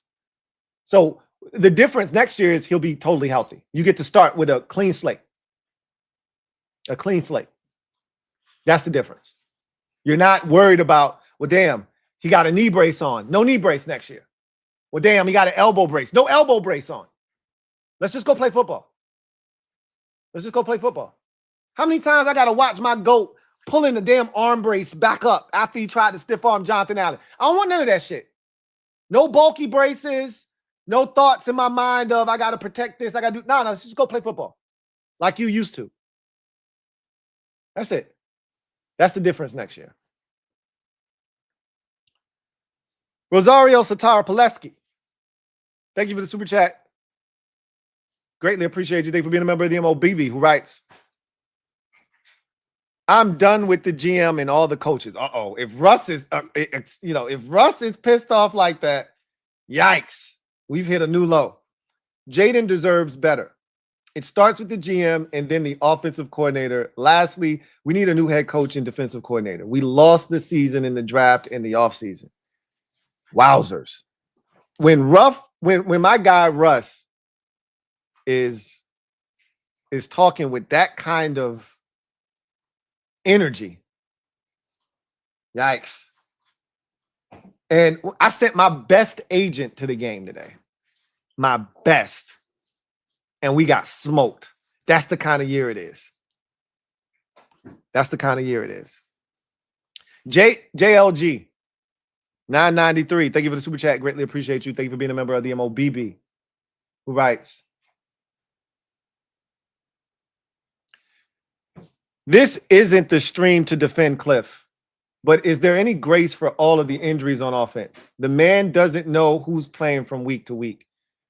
You're not wrong. This isn't the stream to try to defend him, but I don't disagree with you. There's so much that has gone wrong this season, and there's so much that is tied to the lack of health of this team. And even in a week where we quote unquote had everybody back, think about it like this. Even in a week where we quote unquote had everybody back, Noah Brown didn't practice on Friday. Jayden wasn't full on Wednesday. Like, even still, Jayden wasn't taking all of the reps in practice until Thursday. Like, make it make sense. And yet, these are things that we ignore because nobody cares about the process. Nobody cares about how the juice gets made, right? They don't care about you squeezing the fruit and what ingredients how does the shit taste? Is it good or not? Nobody cares about how the sausage gets made. You know those chicken nuggets at McDonald's aren't actually chicken nuggets, right? They don't care. Does it taste good or not? Nobody cares about the process with Cliff. The end result is we looked awful, and that's all that people care about. And I can't look them in the face and say that they're wrong for feeling the way that they feel. I can just tell you, like you just said, there are reasons, but Cliff also gets in his own way, though. And that's where I got to like kind of veer off. Like, Cliff do some questionable shit. It just makes you go, really, bro? Seriously? That's what you're going to do? Come on, man. Come on, man. But you're not wrong. B-Rad, Thank you for the super chat. Greatly appreciate you. B-Rad writes, I was really hoping we wouldn't return to this kind of play. It's football under the big top again. I was really hoping that I could enjoy the final 5 weeks of the season. I thought last week was a precursor to us being able to enjoy watching this team play football again. I swore that we had crossed that bridge and that we didn't have to look back. But apparently I was wrong. Here we are again. Here we go again. Here we go again on our own. Here we go again. Here we go again. HTTR for life. Thank you for the super chat. Greatly appreciate you. Thank you for being a member of the MOBB who writes, hashtag fire DQ. End of the season, I want him gone. Again, there's a lot of people who feel that way. And I can't stop anybody from pulling out the pitchforks and torches. And I won't. I won't. I'm not marching with y'all, but I can't stop you. I'm not here to be the voice of reason because, again, there's no excuse for the product to look the way that it's looking. There's no excuse. I wish I could just say, it's the injuries. It's the injuries. It's the injuries. Yes, the injuries have a lot to do with it. But you're not allowed to lose 31-0 to a team that just a week ago couldn't muster a single point. You're not allowed to do that. That's 5 losses in this 8-game losing streak where you got clobbered by 3 or more touchdowns. You're not allowed to do that. And it'd be okay. So I get why people are frustrated. I'm not marching with you, but I get it. I get it if you are. I get it. I understand. Too Proficient TV. Thank you for the super chat. Greatly appreciate you. Thank you for being a member of the MOBB writes, Jay Ward's IG under fire for the Ertz hit.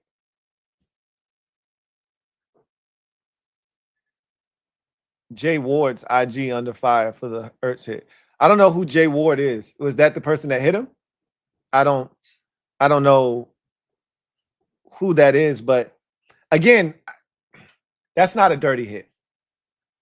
You want to blame somebody for those types of hits, you put that right squarely at the feet of the NFL. 5 to 7 years ago, that hit would have been right around Zach Ertz's shoulder pads, neck area, dislodge him from the football. The NFL has reprogrammed players to take dudes' knees out.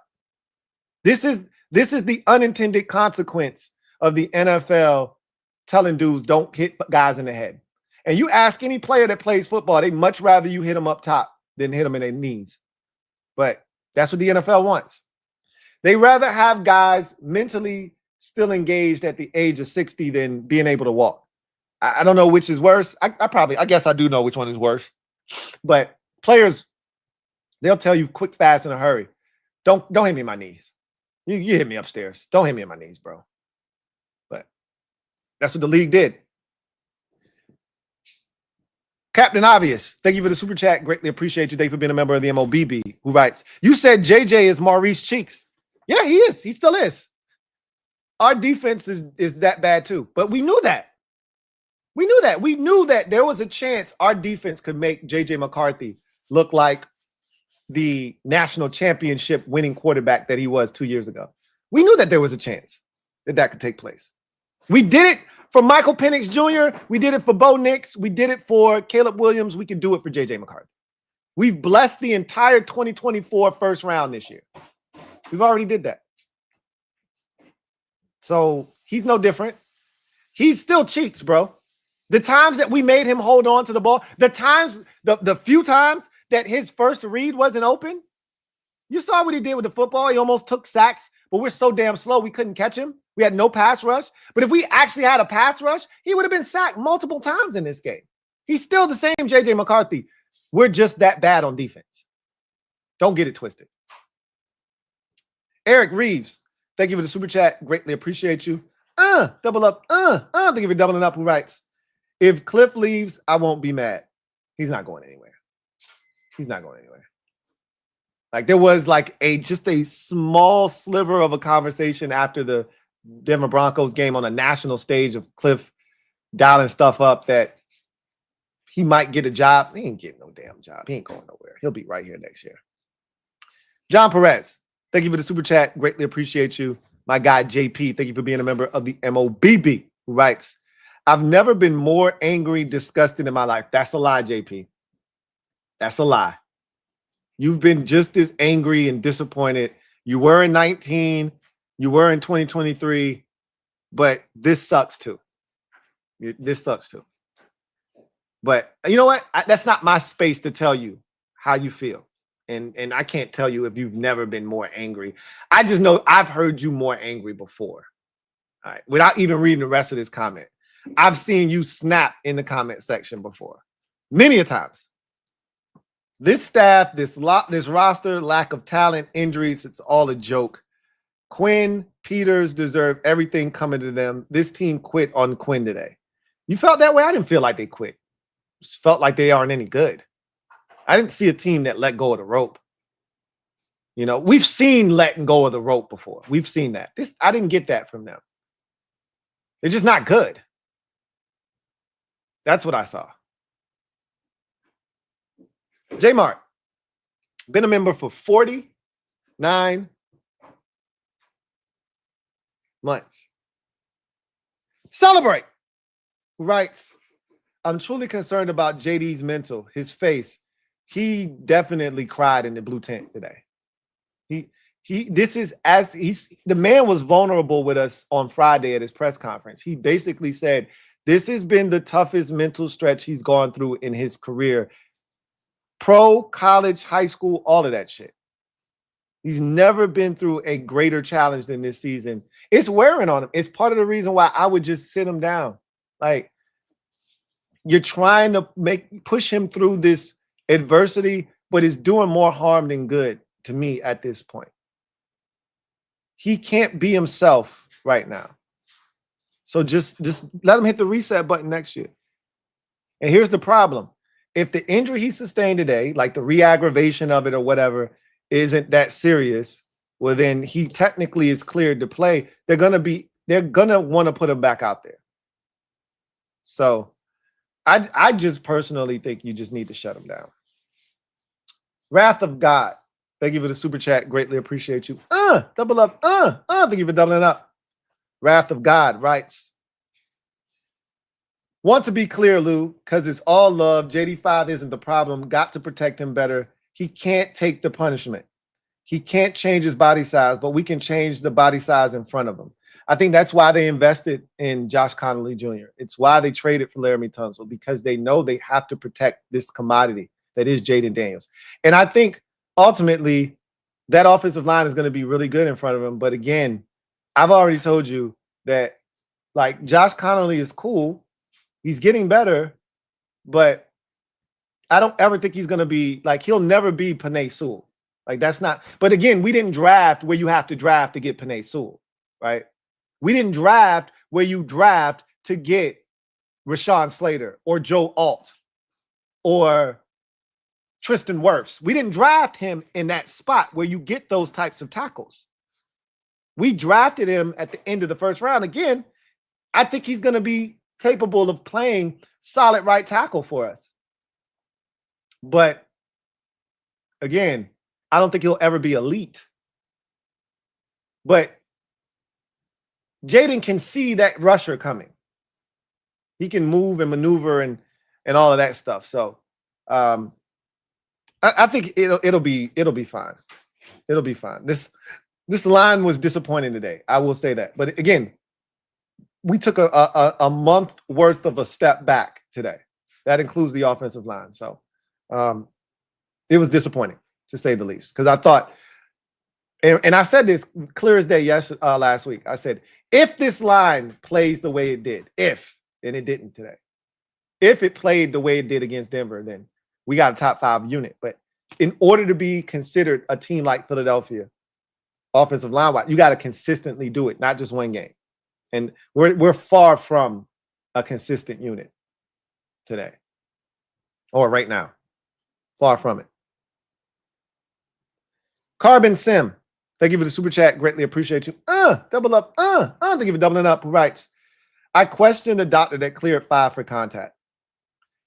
Look, there's only so much you can simulate. Like they're not having someone try to tackle him forcefully at practice. You heard DQ. They got like heavy bags and stuff like he's stiff arming that kind. Like those things don't hit back. So there's only so much. They're not going to have a 300-pound defensive lineman in practice tackle him. So there's only so much you can figure out. All you can do is kind of put him through the ringer best you can to see if his elbow holds up. And they did all of that stuff. It just was unfortunate. That was a hell of a shove he took. Hell of a shove. Ethan Dykes.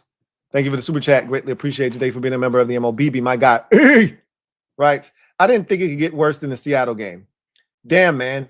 How dark can it get at this point? We must not be living right. I already know what the issue is, but it's just crazy to see where we are, right? But you're not wrong. I didn't think it could be this bad. I thought the lowest point of the season was the Seattle game. This was pretty rough because of it's only because of the optimism that was re-entered into the discussion and conversation again. Had we already still been down, and I guess the people who just wanted to lose and who were already moved on to 2026, this didn't hit them. They didn't give a shit. But for the people that got reinvested last week with the game and then Jayden coming back and Noah Brown coming back and the offense being whole again and the defense being improved and, like, that gave us a false sense of hope just to have it snatched away again. Then Ertz gets hurt. Then Jayden gets hurt again. And you're just like, oh, boy. Wow. You're over it, You're over it. Kevin, the PRF, thank you for the super chat. Greatly appreciate you. Thank you for being a member of the MOBB, who writes the early's in. Rip Survivor Pool. Raise the roof. Come on now, raise the roof. Raise the roof. Come on now, raise the roof. Big shout out to my guy, Kevin, the PRF. Let's get to the early soups.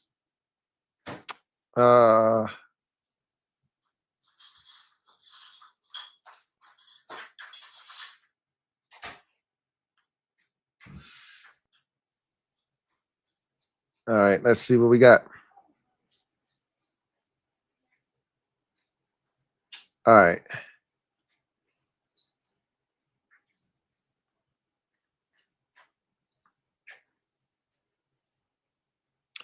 Let's get to it. Let's add it to the screen, man. I appreciate you, Kevin, the PRF. All right. Let's see if I turn it this way. Will it make a difference? Yeah, buddy. Here we go. So I think we got to go all the way back up. Here we go right here. Just Andre. Stand up. You are the newest member of the MOBB mob. You know what to do. Show Just Andre some love. Welcome him with open arms. Welcome to the squad. Just Andre. CGM 87. Thank you for the super chat. Greatly appreciate you. CGM writes, house cleaning time. This is Jim Zorn Spurrier bad. No, it's not. No, it is not. It just feels like that in the moment. Trust me. If you live through it, then you know this is nowhere near as bad as that. Those guys never took us to the NFC Championship game. And I know we can't live off the past, but that did happen. Okay? That did happen. This is a bad season, though. I will admit this. It is a bad season, but Jim Zorn was totally clueless. He wasn't an NFL coach at all. Like, that's not what this is. But it sucks. I'll grant you that. It sucks. CGM 87. Thank you for the super chat. Greatly appreciate you. Double up. Thank you for doubling up. Who writes? Still lost. JJ sucks. Looks like Brady. 0 positives. Yeah, we made JJ McCarthy look really good today. I'm not shocked by that, just disappointed. That's all. Not shocked by it, just disappointed. Colton Wheeler. Thank you for the super chat. Greatly appreciate you. Colton Wheeler writes, what the F even was that, Washington? It's a great question. They get shut out. Rarely been this pissed off as a fan. Not protecting Jayden more than this is inexcusable. Rest easy, Ertz. Well, first of all, he didn't die. Don't not rest easy, Ertz. Like the man passed away or something. But yes, my heart hurts for Zach Ertz as well. That broken heart emoji is definitely apt. And we do have to do a bit. Like the offensive line was putrid today. Cliff didn't do them any favors either with the play calling, but the offensive line wasn't good today, man. Corey Cooks won. Stand up. You are the newest member of the MOBB mob. You know what to do. Show Corey Cooks some love. Welcome with open arms. Welcome to the squad, Corey Cooks. Joshua Farish, thank you for the super chat. Greatly appreciate you. Joshua writes, we lost and we are still lost. Yeah, that is apt. That is 100%. And then shout out to my guy, Kevin, the PRF. I asked for the Titans' remaining games, 49ers, Chiefs, Saints, and Jags. So between them and the Saints, somebody else got to win another game, man. Somebody else got to win. Saints won today. Somebody got to win another game, man. They don't have the Colts. That sucks. They got Jacksonville. But I'll take my chances. I will take my chances with that Saints game. Hey, look, we are not out of this thing. The Raiders probably going to end up with the number 1 pick. If we lose to the Giants, we got a realistic shot at the number 1 overall pick. We got a shot. We have a chance. That's all I'm going to say. So, Eric Reeves, shout out to my guy, Kevin, the PRF. Eric Reeves, thank you for the super chat. Greatly appreciate you. Eric Reeves writes, injuries really did them in. 49ers, Rams went through the same thing. They bounced back to having winning records. Tag, we're just it this year. That is what I want to tell fans, but no one's trying to hear that right now, right? When you're going through it, it sucks. But here's the thing. The Rams and the 49ers didn't look like this, right? They weren't getting their brains bashed in every single week. That's the difference. Like the 49ers still went 6-11, right? Or something along those lines. Like, and again, different outfits, right? Because the 49ers have dealt with injuries this year too. But those programs can withstand injuries better than ours because we're in year 2, right, of this recalibration. You know, John Lynch has been in San Francisco since 2017. So has Kyle Shanahan. So that roster is better equipped to deal with injuries. Ours isn't. So, yeah. But to your point, injuries happen all around the league. Teams deal with it. You have these seasons that end up like this, and you find a way to just move forward, right? Find a way to be better moving forward. You just take it on the chin. Jado, been a member for 25 months. What up, Lou? What's up, Jado? I'm ready for this season to be over. It can't happen fast enough, bro. This is the season from hell, and I want this season over yesterday. We still got a whole month of this shit left. I'm over it, bro. I don't want Christmas. I don't want a Saturday against the Eagles. I just, the only silver lining is that this ass whooping took place at 1 o'clock instead of Sunday night at 8:15 or Thursday night at 8:15 or excuse me, Sunday night at 8:20 or Monday night at 8:15. This was in obscurity at 1 o'clock. That's the only difference. Reedy Davis, thank you for the super chat. Greatly appreciate you. Reedy Davis writes, that's what I was afraid of, losing 12 straight. And that's a real thing at this point. This is why DQ doesn't want to talk about playing young players, because he doesn't want to lose 12 straight. He knows what losing 12 straight can do. And that is why, while us as fans are like, hey, just play the young guy, DQ like, bullshit. Y'all ain't the one that might mess around and get fired if we don't win no games. That's why I'm sticking with the veterans that can help me win. They ain't won yet, but they give them a better chance than the young guys do. So, 12 straight is a real thing. That's a real possibility that we're staring in the face right now. A real thing. Charles Games. Thank you for the super chat. Greatly appreciate you. Charles writes, play Josh Johnson the rest of the year. No. It's already unbearable as is. If you want to make it so that I don't even have the game on my television, then play Josh Johnson. Play Sam Hartman. No one wants to watch that. I get that you're trying to ensure that we lose. We're doing a pretty good job of doing that without putting those guys on the field. So let's not make this thing like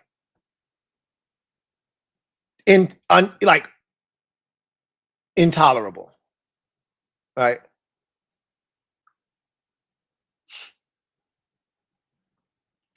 Ethan Dykes.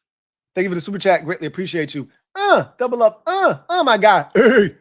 Right. Side note, you catch the Big Ten championship? I watched that thing from cover to cover. From kick to the very last knee.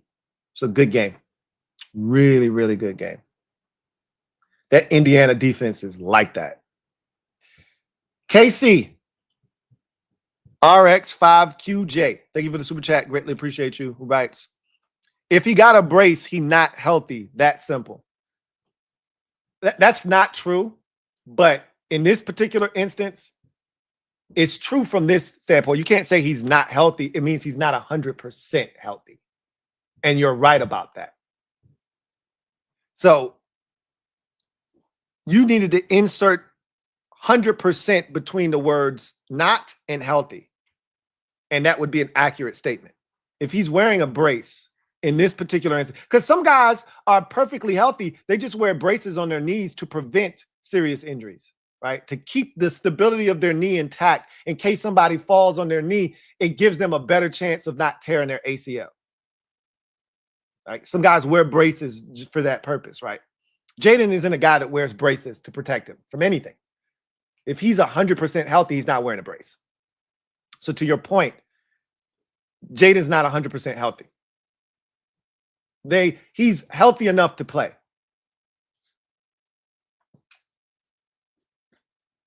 Swaggy P, thank you for the super chat. Greatly appreciate you. Thank you for being a member of the MOBB. My guy, Swaggy P, writes, lowest point of the season, and I thought it couldn't get any worse. So did I. Someone said that earlier in a super chat, just not more than 10 minutes ago. And I said the same thing. I didn't think it could get any worse than Seattle. Thought Seattle was the lowest point. It was the darkest. I had stopped wearing all black. I had come from out of the shadows. My burgundy and gold fandom had been restored. I felt I had color in my life again. I'm back to all black again. I don't know when I'm taking it off this time. Using the Star Wars analogy, 2024 equals A New Hope, 2025 Empire Strikes Back, 2026 Return of the Jedi. On to New York. Hashtag raise hell. Let's hope you're right. Let's hope you're right. Let's hope you're right next year. Tyrone Malone, thank you for the super chat. Greatly appreciate you. Tyrone, let's see what the score in this Raiders game. Okay, 21-7. Yeah, they're cooked. Boy, that Rams game got out of control quick. That didn't take long. Tyrone Malone writes, I want Joe Brady head coach. You don't want that. You don't want that, Tyrone. Josh McCown and Al Harris. You don't want that. Trust me. I promise you, you don't want Joe Brady. I promise you. I swear you don't want Joe Brady. GT7. Thank you for the super chat. Greatly appreciate you. Thank you for being a member of the MOBB, who writes, it would be nice to have a DC that can design a successful cornerback safety blitz scheme. Hey, look, DQ did his best. Jartavis Martin just didn't get there fast enough. You got to credit the running back for picking him up. But I would have dove. I would have left my feet, and that was a sack for a safety. DQ, that was a cute safety blitz, a little slot blitz with Quan, with Jartavis. He ain't like that. He ain't like that. It's a beautiful throw from Caleb. My God, today. They're going to mess around, let the Bears hang around. and then they're going to mess around and steal that damn game. That's what the Bears have been doing all season long. They score a touchdown here. They're gonna come back and win this game. Assuming that Green Bay doesn't score. There ain't been a lot of points going on in this game.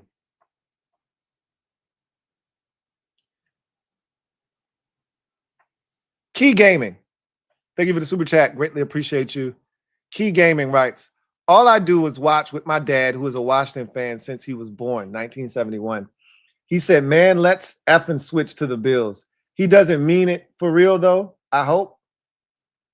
You mean switch teams? Or I thought you just meant switch the game. It was a better game. Cincinnati and the Bills was a better game. Please tell me you're just talking about the game today, right? That's what you were talking about. Just switch to the Bills in Bengals game. I don't blame him for that. That was on my television. I still had the Commanders game on.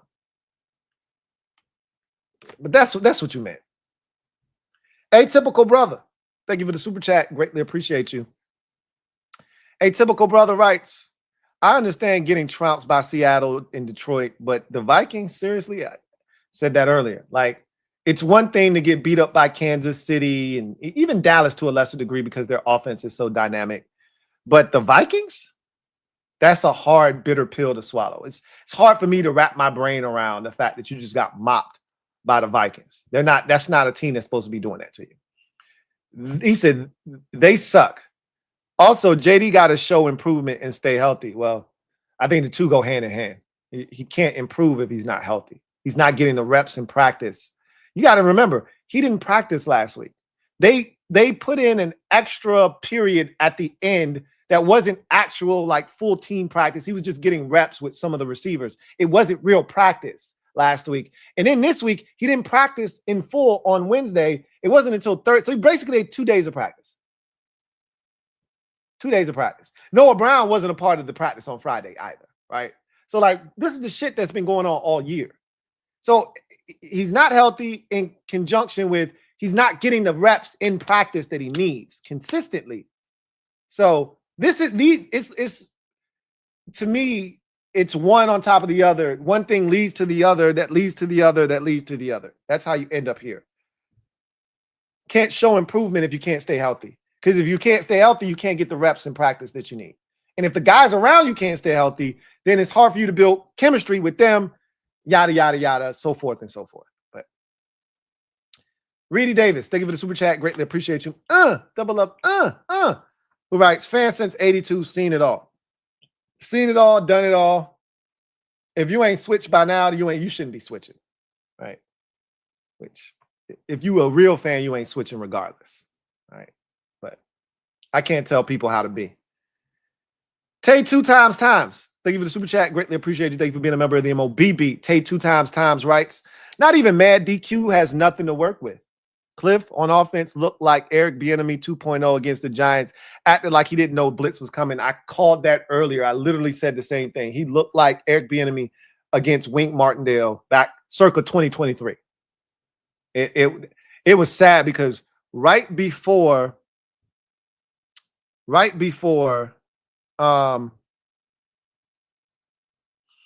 he started blitzing the draws off of us. They showed Cliff. Cliff's eyes were so red and sunken in. He looked like he was sleep deprived for about the last 3 days.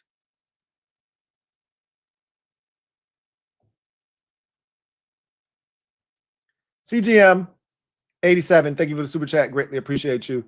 Who writes, Giants minus 17.5, dart 350. Well, we'd lose to Tennessee, New Orleans by 10 points. I don't know if we would or not. I'm glad we don't have to find out. The only thing I would say is that I would love to have that be in our hands, meaning we determine where we get to in the draft by playing those teams, because we wouldn't have to worry about, oh, man, I hope this team sneak up on somebody and get them. No. They can get us. We can be the win that they get. Like, we control the Giants. I think somebody said in the chat, and I don't know how true this is, but somebody said the Giants have the #1 overall pick. We'll take care of that. We'll take care of that next week. Don't worry about it. The Giants won't be the #1 pick after next week. We'll take care of it.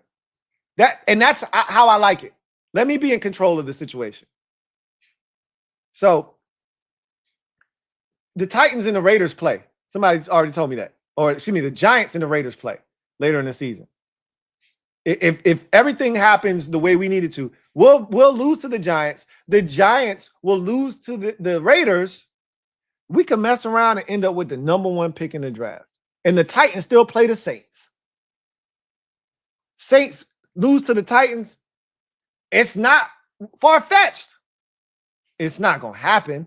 We've never had the #1 overall pick in the NFL draft ever. The highest we've ever been is #2 overall. So I doubt it. There's the first time for everything. Derek B. Thank you for the super chat. Greatly appreciate you. Derek B says the 2024 Bears were way better. DQs, bunch, non-complete compete. You're not wrong, because the Bears defensively were good in 2024. They just offensively weren't any good. So you're not wrong. That Bears defense was actually good in 2024. So you're not wrong. You're not wrong. Atypical brother. Thank you for the super chat. Greatly appreciate you. Double up. Thank you for Bears not only scored a touchdown, they got the 2-point conversion. They're gonna come back and win that damn game. Right. So Lou, I'm not gonna lie. I've lost confidence in the team's ability to adjust to their opposing team's plays. We've been getting trounced, and it's not always due to our injuries. Look at the 49ers. Again, you can't use the 49ers as a barometer. They have the ability to overcome injuries based off of how long they've been able to build up a roster. So the guys on the back end of that roster, the guys on their practice squad, are more equipped in depth at coming in and helping them stay afloat than the guys that we have. The back end of our roster was terrible. We said that. The back half of, not back end, the back half of our roster. The top half you could win games with. If we had to really tap into our depth, not the back end, not the last couple of guys. If we had to tap into our depth, we were in trouble. That's not the 49ers. That's not the 49ers. So you can question whether this team can adjust to their opponent. That's within reason. At this point, you probably should, based off of the results. Again, I can't stress this enough. There's no reason for us to be losing the way that we're losing on a weekly basis. I don't care how many injuries you have. There's no excuse for you getting your back kicked in the way that we did today and 4 other times during this 8-game losing streak. Again, 5 of the 8 losses are of 3 touchdowns or more. Where they do that at?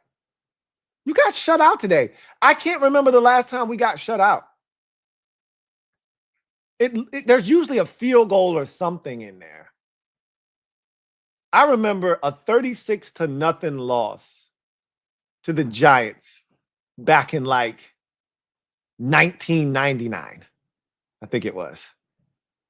That year where with Stephen Davis, Albert Connell, Michael Westbrook, I think we lost like week 2 to the Giants that year. 36-0. Something like that. I'm pretty sure we've gotten shut out since then, but I just don't recall very many shutouts this team is partaking in. You got shut out today, bro.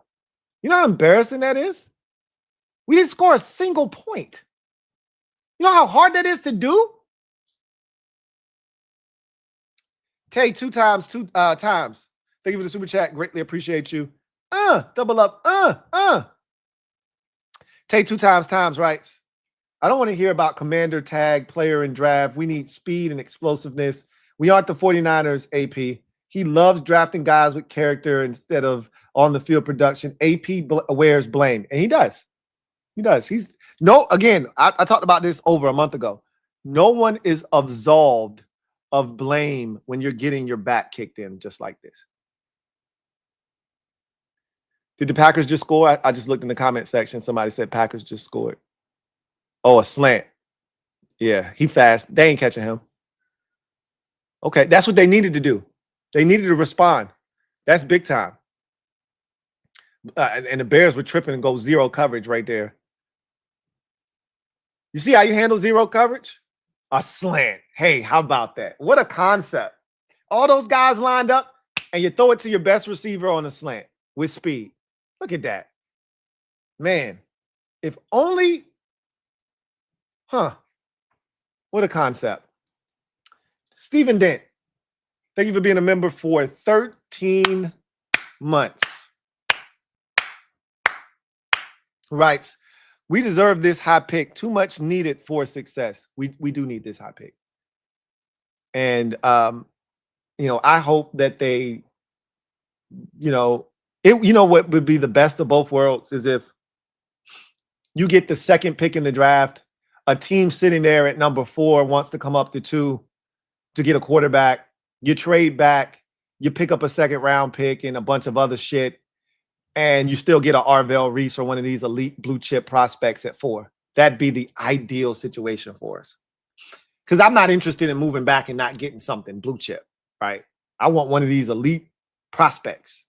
So, again, I ain't watched none of them, so I'm just name dropping from what other people done said. I'll tell you who I believe in, because I watched Ohio State in the Big Ten championship game, and as I mentioned, if you're supposed to be like that, I should be hearing your name called, and I should be seeing you do stuff. And I didn't really see Arvell Reese or the safety impact the game. So, doesn't mean they're not like that. They just weren't like that in the game on Saturday night. Same with Carnell Tate. Okay. So, again, doesn't mean they're not like that. Just means they weren't like that in the game. Caleb or Shadow Striker 789. Thank you for the super chat. Greatly appreciate you. Who writes, Caleb is 4 of 11 for 11 yards at halftime. Those are typical Caleb Williams numbers.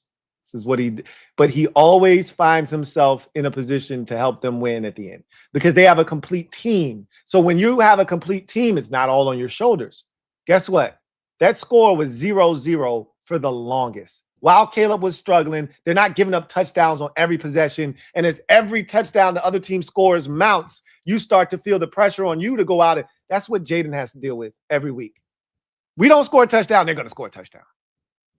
I left the field. We were down 7-0. I come back on the field. We're down 14-0. And if I don't score it here, by the time I get back on the field again, it'll be 21-0 or it'll be 17-0. That's what Jayden has to deal with. And until that's not the case, this is our fate right here. G Moore, thank you for the super chat. Greatly appreciate you. Shout out to my guy, G Moore. Rocky Road, thank you for the super chat. Greatly appreciate you. Rocky Road writes, sup, Lou? What's up, Rocky Road? I just ordered some Commander's toilet paper. If I'm going to see my team get shitted on, I'd rather it be me. I got you. I understand. Good one. Good one. Good one. I didn't know where you were going with that. Good one. G Moore, thank you for the super chat. Greatly appreciate you. Double up. Thank you for doubling up. Who writes, we need to trade JD5 and get what we can get. Okay. Come on, G Moore. Really? You doubled up on the super chat for that nonsense? And get another QB. Remember this chat. His value will never be higher. That's a crazy, crazy comment, bro. I don't even have the mental capacity to even store that away or compartmentalize it and discuss it. Jared Fromm, thank you for the super chat. Greatly appreciate you. Just know I hate it here. The fact that somebody even is comfortable enough saying some crazy nonsense like that it just shows you and it illustrates where we are right now. Jared Fromm, thank you for being a member of the MOBB, who writes, Titans played Colts already, sadly, but they played the Saints. That's the one, Jared. That's the one. Titans remaining games are Niners, Chiefs, Saints, Jags. Yeah. None of those games help us except the Saints one. That's the one. That's a circle on the calendar game. Or Kotze, as I like to call it. Yoshi, thank you for the super chat. Greatly appreciate you. Thank you for being a member of the MOBB. Yoshi writes, well, Lou, I'm at the point where I'm getting extra sleep on Sunday. You were noticeably absent from the mob chat. And I must say, and this is no slight at you, no shade at you, but it was a very, very welcoming and it was a very supportive mob today. I'd like to think that if you were in there, it'd have been a little bit different. You my guy, though.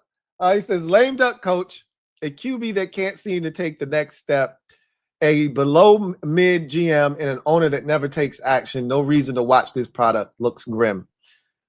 I couldn't disagree with you more, but that's usually how our, perspectives on things are. You're usually at one end of the spectrum. I'm at the totally opposite end of the spectrum. So not a surprise. J Duds 2024. Thank you for the super chat. Greatly appreciate you. Who writes, Cliff did a hand rub so much, pause, from Jayden being back that he burned up the map from friction. That's why we don't have a map, huh? That's why we lost. Cliff burnt up the map. That's what you're telling me. Okay. Makes sense. Makes sense. Wrath of God. Thank you for the super chat. Greatly appreciate you. Who writes, sometimes you have to stay and pick. Traded 40 to the Eagles and they got DeJean and we got Mikey. Swap those back. No, I don't disagree with you. Like, he thought in the moment he was doing the right thing. And how about you just pick better players? I don't care that they got Cooper DeJean. How about you just pick better players? That's all. He picked 3 guys in that second round. And right now, none of them look like home runs. Hell, none of them even look like singles. They all look like strikeouts right now. I'm not willing to say that going into year 3, but right now, we on strike 2 with all of them. Maybe Mikey's at strike 1 because his first year wasn't a strike.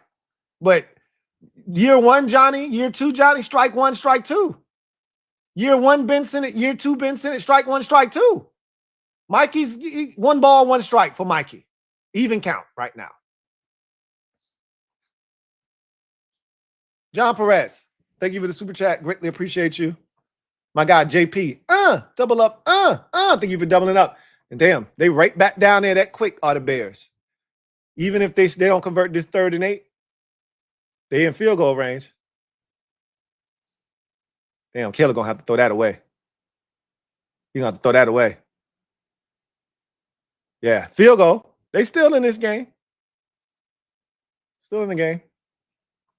That's what pass rush can do for you, which was what we lack.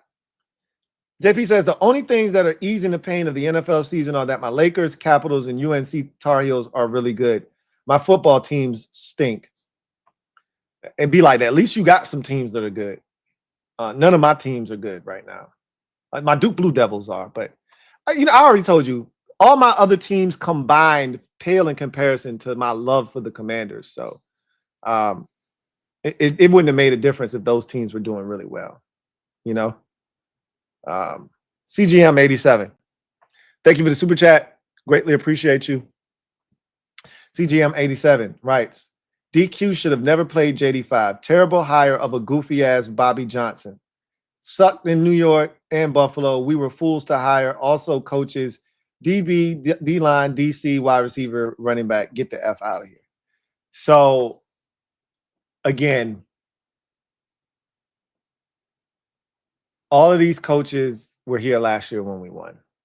And we were applauding and praising them for these hires. We had this all-star cast. Bobby Johnson was the only guy. O-line Bobby Johnson was the only coach that we said, really not sure about this. And we said he did a hell of a job last year based on the circumstances.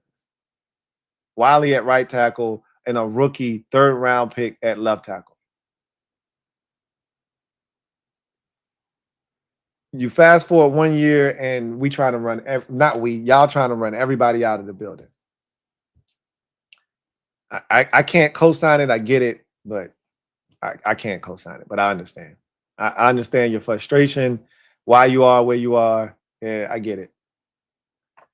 Marissa Mullinex, been a member for 17 months. Who writes, hey, Louie, in your words, oh, no, we suck again. Those aren't my words. Those are Rob Schneider's words. I just borrowed them from him for moments like this.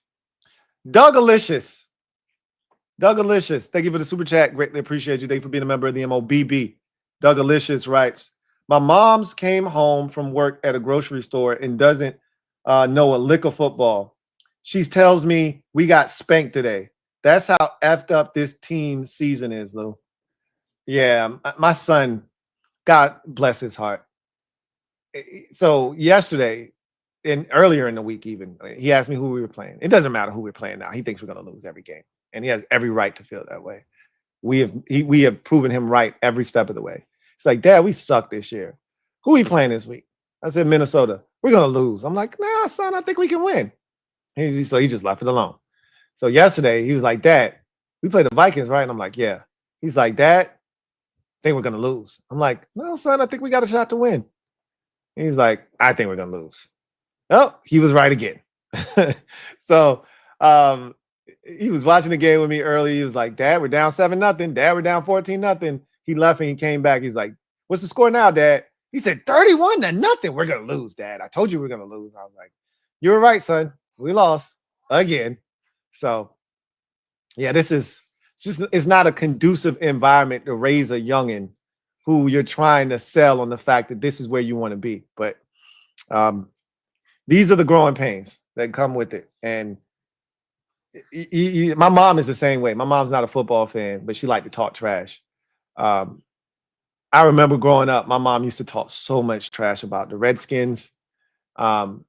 And she doesn't even watch football. She just knew we suck. And we used to suck every year. So I feel your pain, man. I feel your pain.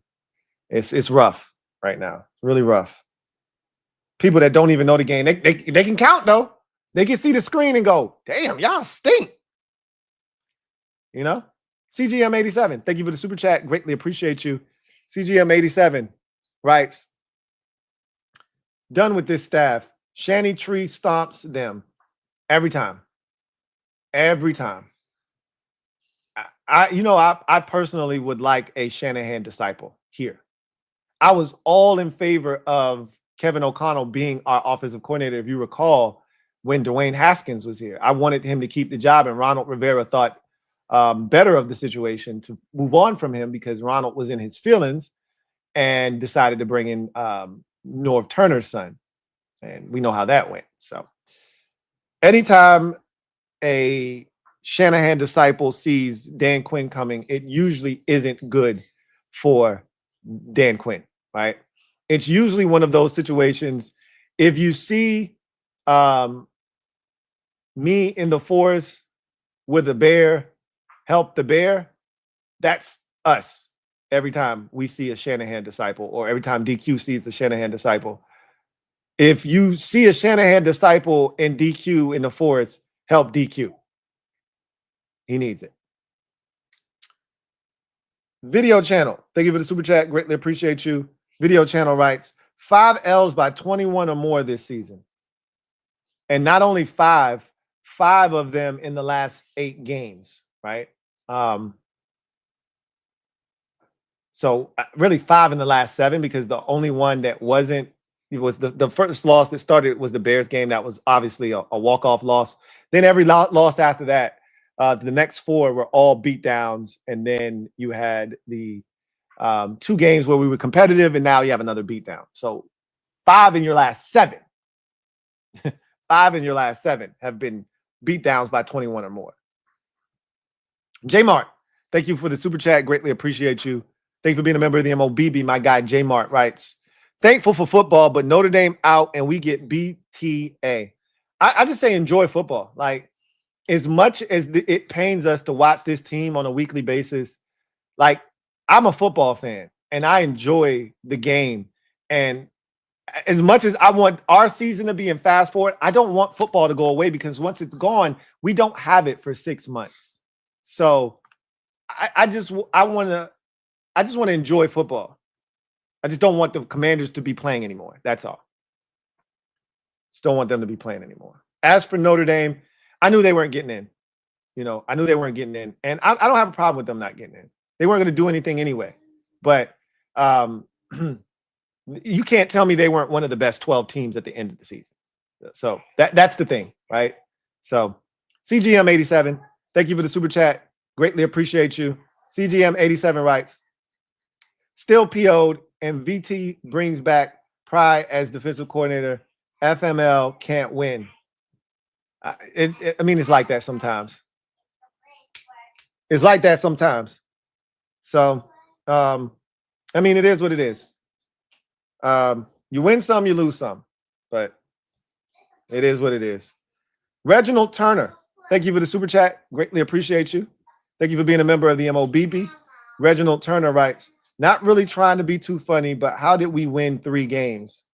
I mean, that was a different time. It feels like a totally different year when we won those 3 games. We won those 3 games back when there was still hope and there was still promise. Go back to week 5 when we won that 3rd and final game that we've won thus far. And we thought, let's go have ourselves a season. We're going to beat the Bears on Monday night, get to 4-2. Then this tough stretch coming up with Kansas City. It was Dallas, then Kansas City, then Seattle, then Detroit. I think I'm missing a game in there somewhere. But we were ready. No, that was right. You know, we really thought we were about to get on a run. And we literally were 3 minutes away from getting on that run. And then Jayden fumbled the football and shit ain't been the same since. Jayden ain't been the same since. Jayden was dynamic in that game. For all of you, Jayden ain't shown me nothing, this, that, and the third. Jayden was dynamic. That 2-week stretch when he actually was practicing every day against the second half, really the end of the second quarter against Los Angeles, the Chargers, and that entire game, yeah, he threw an interception at the beginning. He threw 3 touchdown passes that night. He was shredding the Bears. And then he fumbled the football. And shit been right since. Ain't shit been right since. We had hope back then. That's why we won 3 games. We weren't the team. And we weren't as injured then either. Wrath of God. Thank you for the super chat. Greatly appreciate you. Thank you for being a member of the MOBB who writes, this offseason to answer questions from the GM down, we better get it all right this offseason, period. Grim Reaper better be in another locker room too. That's our only hope, is that the Grim Reaper decides, hey, I've done enough damage. I'm going to go visit somebody else. We're going to leave y'all alone next year. So, because he did enough damage for multiple years. I mean, we got everybody question. We got fans questioning everything about the existence of this organization right now. The damage is done. Anyway, let me get a quick word from our sponsor. Come back on the other side, and we'll clean up the rest of these super chats. Sleeper. Sleeper is the best way to experience and connect over sports together. It's a one-stop shop for all of your sports needs. You can celebrate and chat in the games in real time with other users, get the fastest scores, blazing fast news and alerts right at your fingertips. Play in fantasy leagues and win real money on picks contests. So enjoy sports the way they were meant to, together. Download the #1 sports app today. Predict the hottest football stats like passing yards, receiving yards, touchdowns, interceptions, and much more to cash in on your daily fantasy football skills. Use promo code LTN and Sleeper will match your first deposit up to $100. Terms and conditions apply. See Sleeper's terms of use for details. Currently operational in over 25 states. Check out Sleeper today. Sleeper. All right, so let's get back to the comment section. Daniel Pitts, thank you for the super chat. Greatly appreciate you. Daniel writes, Lou, this is bad. Adam Peters better figure it out this offseason. This is a big offseason for Adam Peters.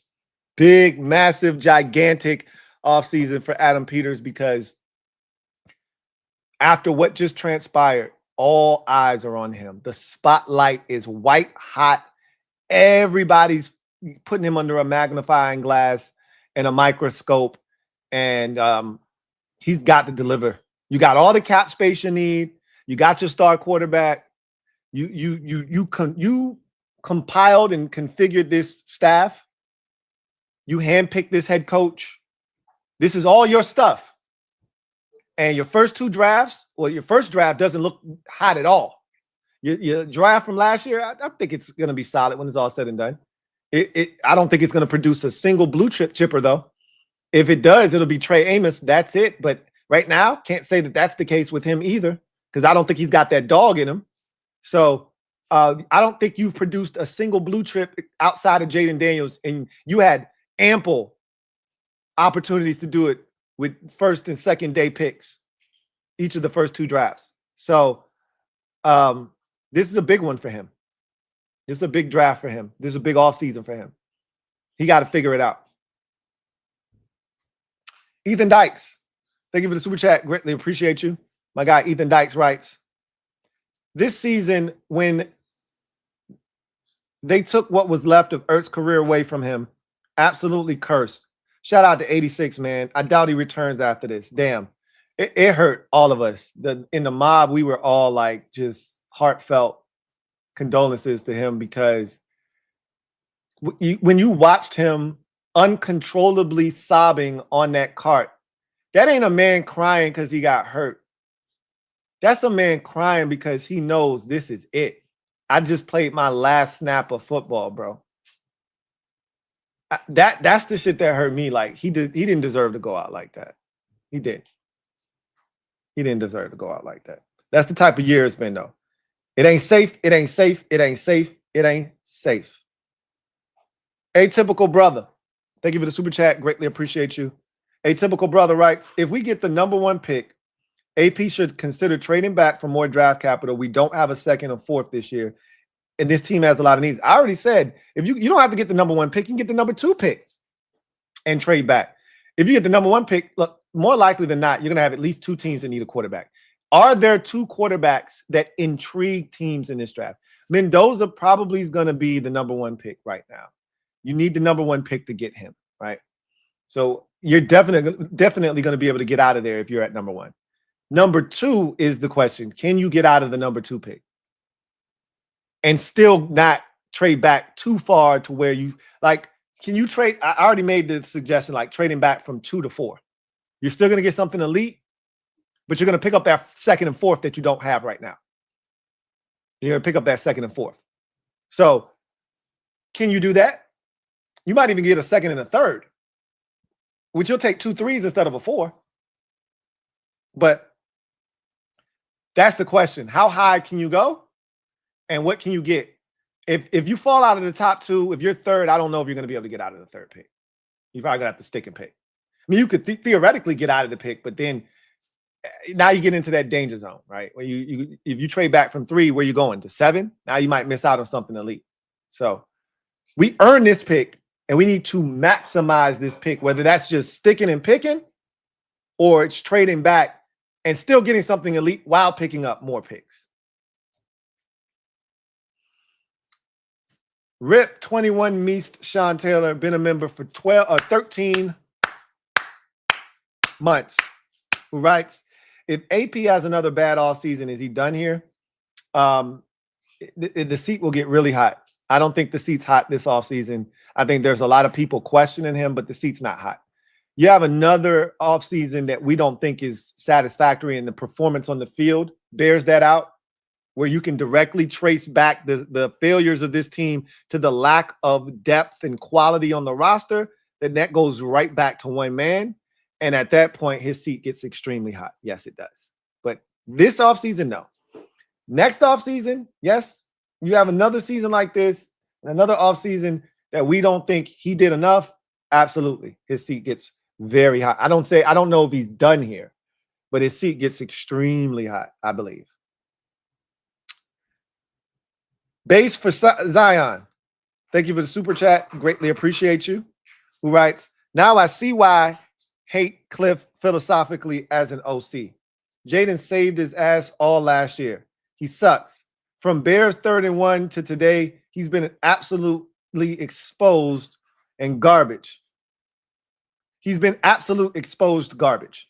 Fire that bum immediately. Now you see. Again, I don't love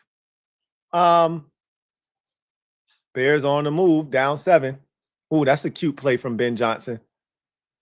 I don't love what I've seen from Cliff this year, but it's not to the point where I'm ready to fire him. But if you told me they were exploring other options in the offseason, I'm open to everything from a coaching staff perspective. And no one has been super impressive this year. Not one aspect of our team we've looked at and said they got better this year. Not one. Not one position group can you look at and say, hey, they killed it this year, man. Like, that coach deserves a ton of credit. Maybe running back, maybe. I don't think anybody deserves any credit right now, staff wide. So, yeah, it's been rough. It's been rough. GT7, thank you for the super chat. Greatly appreciate you. Double up. Thank you for doubling up. Right. I believe you missed my first super. Oh, well, I did not. If this is your second one. Now, if you had a third one, then I may have missed one. But if this is your second super, I read that one already. This was your double up right here. Key Gaming. Thank you for the super chat. Greatly appreciate you. Double up. Thank you for doubling up with rights. No, he meant teams. Yikes. I was hoping he just meant changing the channel to the Bills.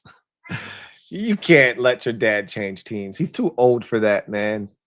Look, your dad's been through so much. This can't be the final straw. This can't be the straw that broke the camel's back. Yeah, he was frustrated today. He'll wake up. This will all be forgotten. Let's move on. He can't switch teams. You said he was born in 1971. There's no way that this is the season that finally did it. All those years with Snyder, he stuck it through. And now this is the year you decide to jump ship? Come on, man. Your dad can't do it now.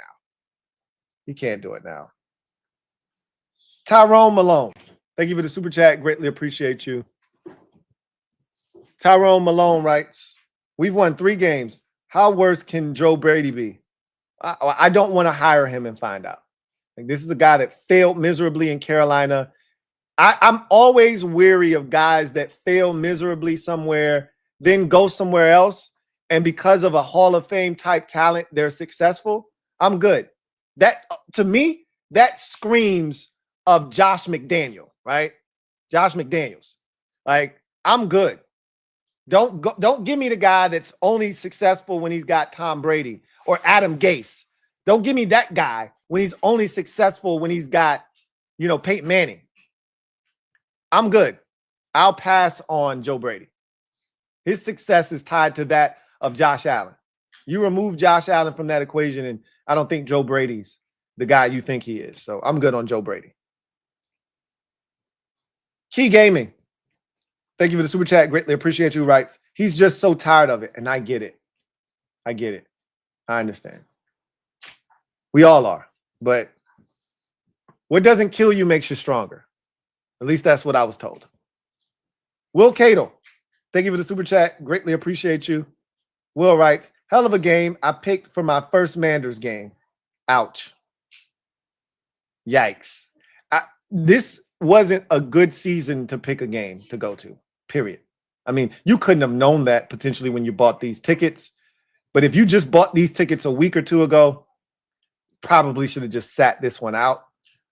Again, coming off of what we did last week, you probably thought, hey, man, I think we can win this week. We all did. So it's easy in hindsight to say you shouldn't have gone to the game today. We thought we were going to win. Most of us thought we were going to win this game. So there's that. Reedy Davis, thank you for the super chat. Greatly appreciate you. Reedy writes, even if we're drafting number 1 or number 2 or whatever, Commanders for life. Same here. Like, that doesn't change. That doesn't change. As bad as it is right now, it could be worse. I don't know what worse is. I was going to say, it could be a Titans fan. Hey, their shit isn't as bad as this. I don't think the Titans are getting run out of the building every week. They don't know if their quarterback's good or not. But it's just bad right now. But it's temporary. We'll be back next year. I do believe that. I'm not just saying that. I do believe that. Joshua Farish. Thank you for the super chat. Greatly appreciate you. Double up. Thank you for doubling up. Who writes, it's crazy how much we wanted this season, and now we are wishing the season is over. Crazy. Life comes at you fast, Joshua. Life comes at you fast. I just think back to August. I think back to that Commanders Kings season, party, live stream we had and live event. And shout out to my guy, Derek B. He said, the football gods saved you. Because if that stream had turned out the way you wanted it to from a streaming perspective, and it streamed in crystal clear 4K the way you intended it to, you guys would have never lived it down. And we would have really been getting our backs kicked in. You think it's bad now, it'd have been 10 times worse. So it could be a lot worse than what it is. And the Bears are about to score a touchdown. So this game is about to be tight. The Bears are going to steal this game, like I said.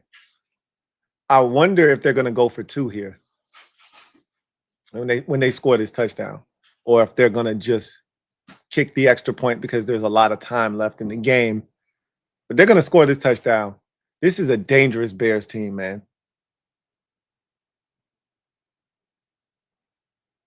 Gotta throw it away. Base for Zion. Thank you for the super chat. Greatly appreciate you.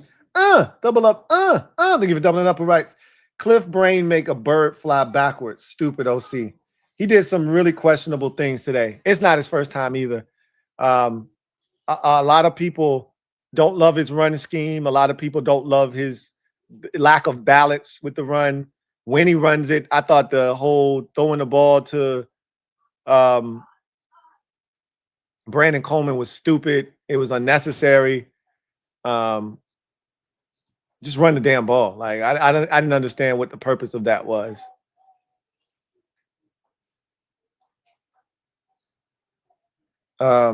Eric Reeves, thank you for the super chat. Greatly appreciate you. Eric writes, JD deserves a good defense. It's not fair to be putting everything on his back. I see other teams with good defense and get jealous, man. I said this earlier.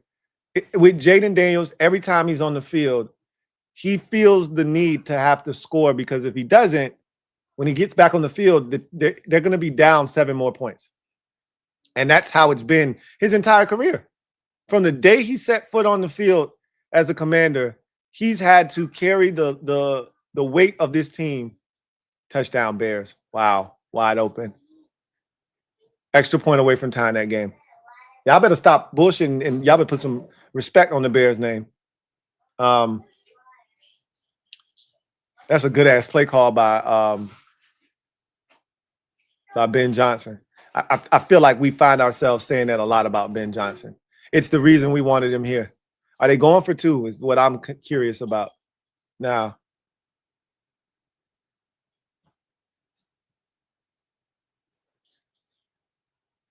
nope, kicking the extra point.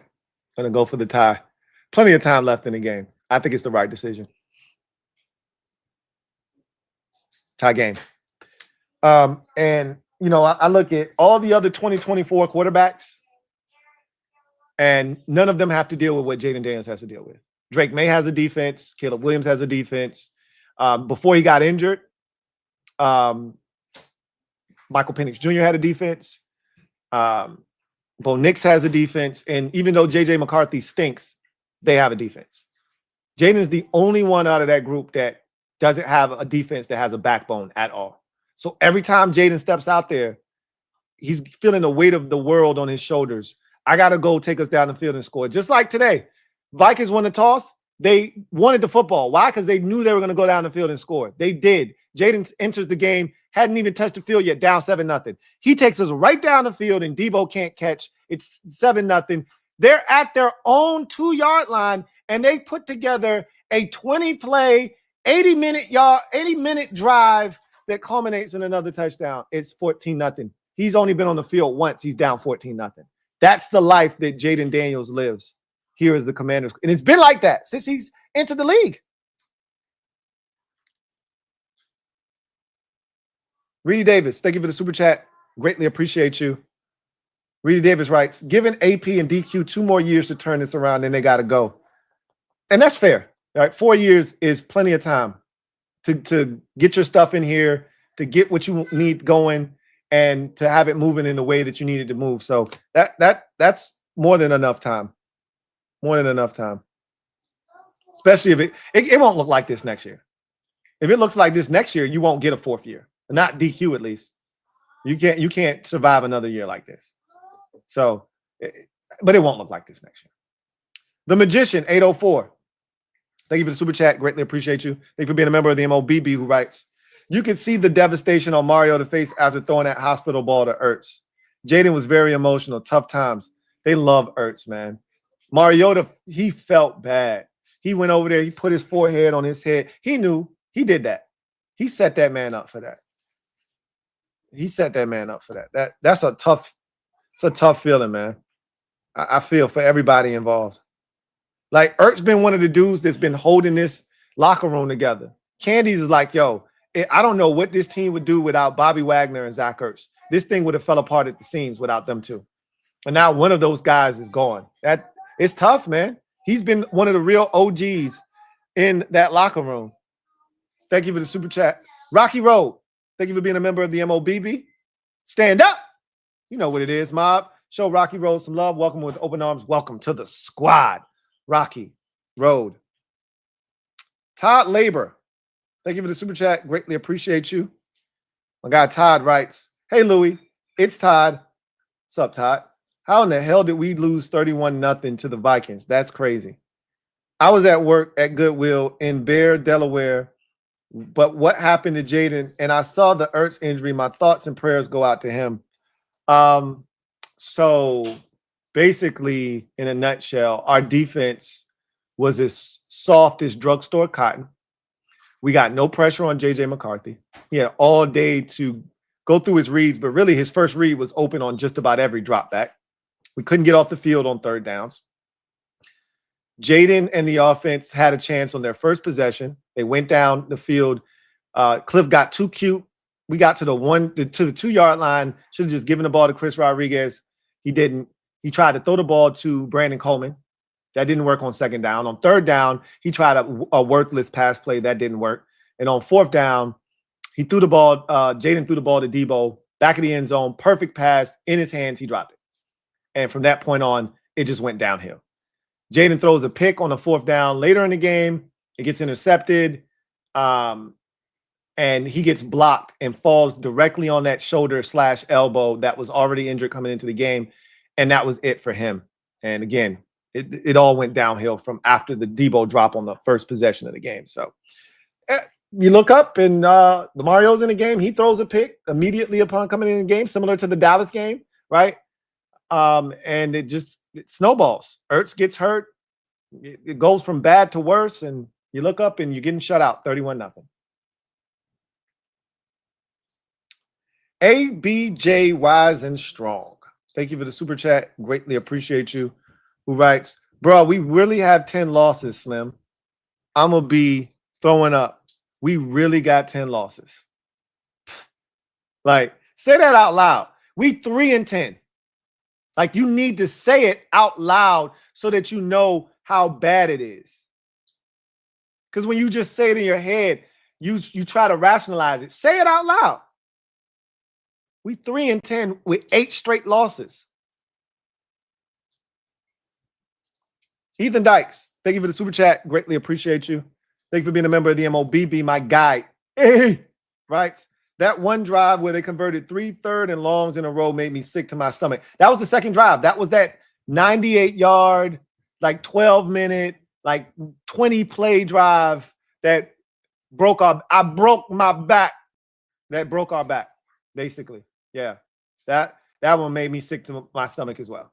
Like, y'all can't get a stop and force them to kick a field goal nowhere? Nowhere? All right. Cool. Joshua Farish, thank you for the super chat. Greatly appreciate you. Joshua writes, I'm convinced that the Bears fans cursed us after last year. Literally, I feel like they hit us with the thinner joint. You are getting thinner and thinner. I feel like you are going to lose and lose. After they got us, they got us. They got us. They got us. Well, that was the last super chat. We are back to square one, everybody. We are back. We did a full 360 and ended up back in the month of November. At least we were happy for a week. We were found. We were not lost anymore for a week. Boy, are we lost again. Oh, no, we lost again. And this time, I don't know if you can find your way back for the remainder of the season. Anybody got a map? Anybody can read a map? No GPS, no Wi-Fi. We're screwed. This one's tough. You lose Zach Ertz. Jayden re-aggravates the elbow. To what degree, what extent, we don't know. Doesn't really matter. I don't really want to see 5 again the rest of the season. Where do you go from here this year? I know where you go in the offseason. Where do you go from here this season? We still got 4 more games of this shit. I don't know, but DQ better figure something out. He better figure something out because this is bad. This is really bad.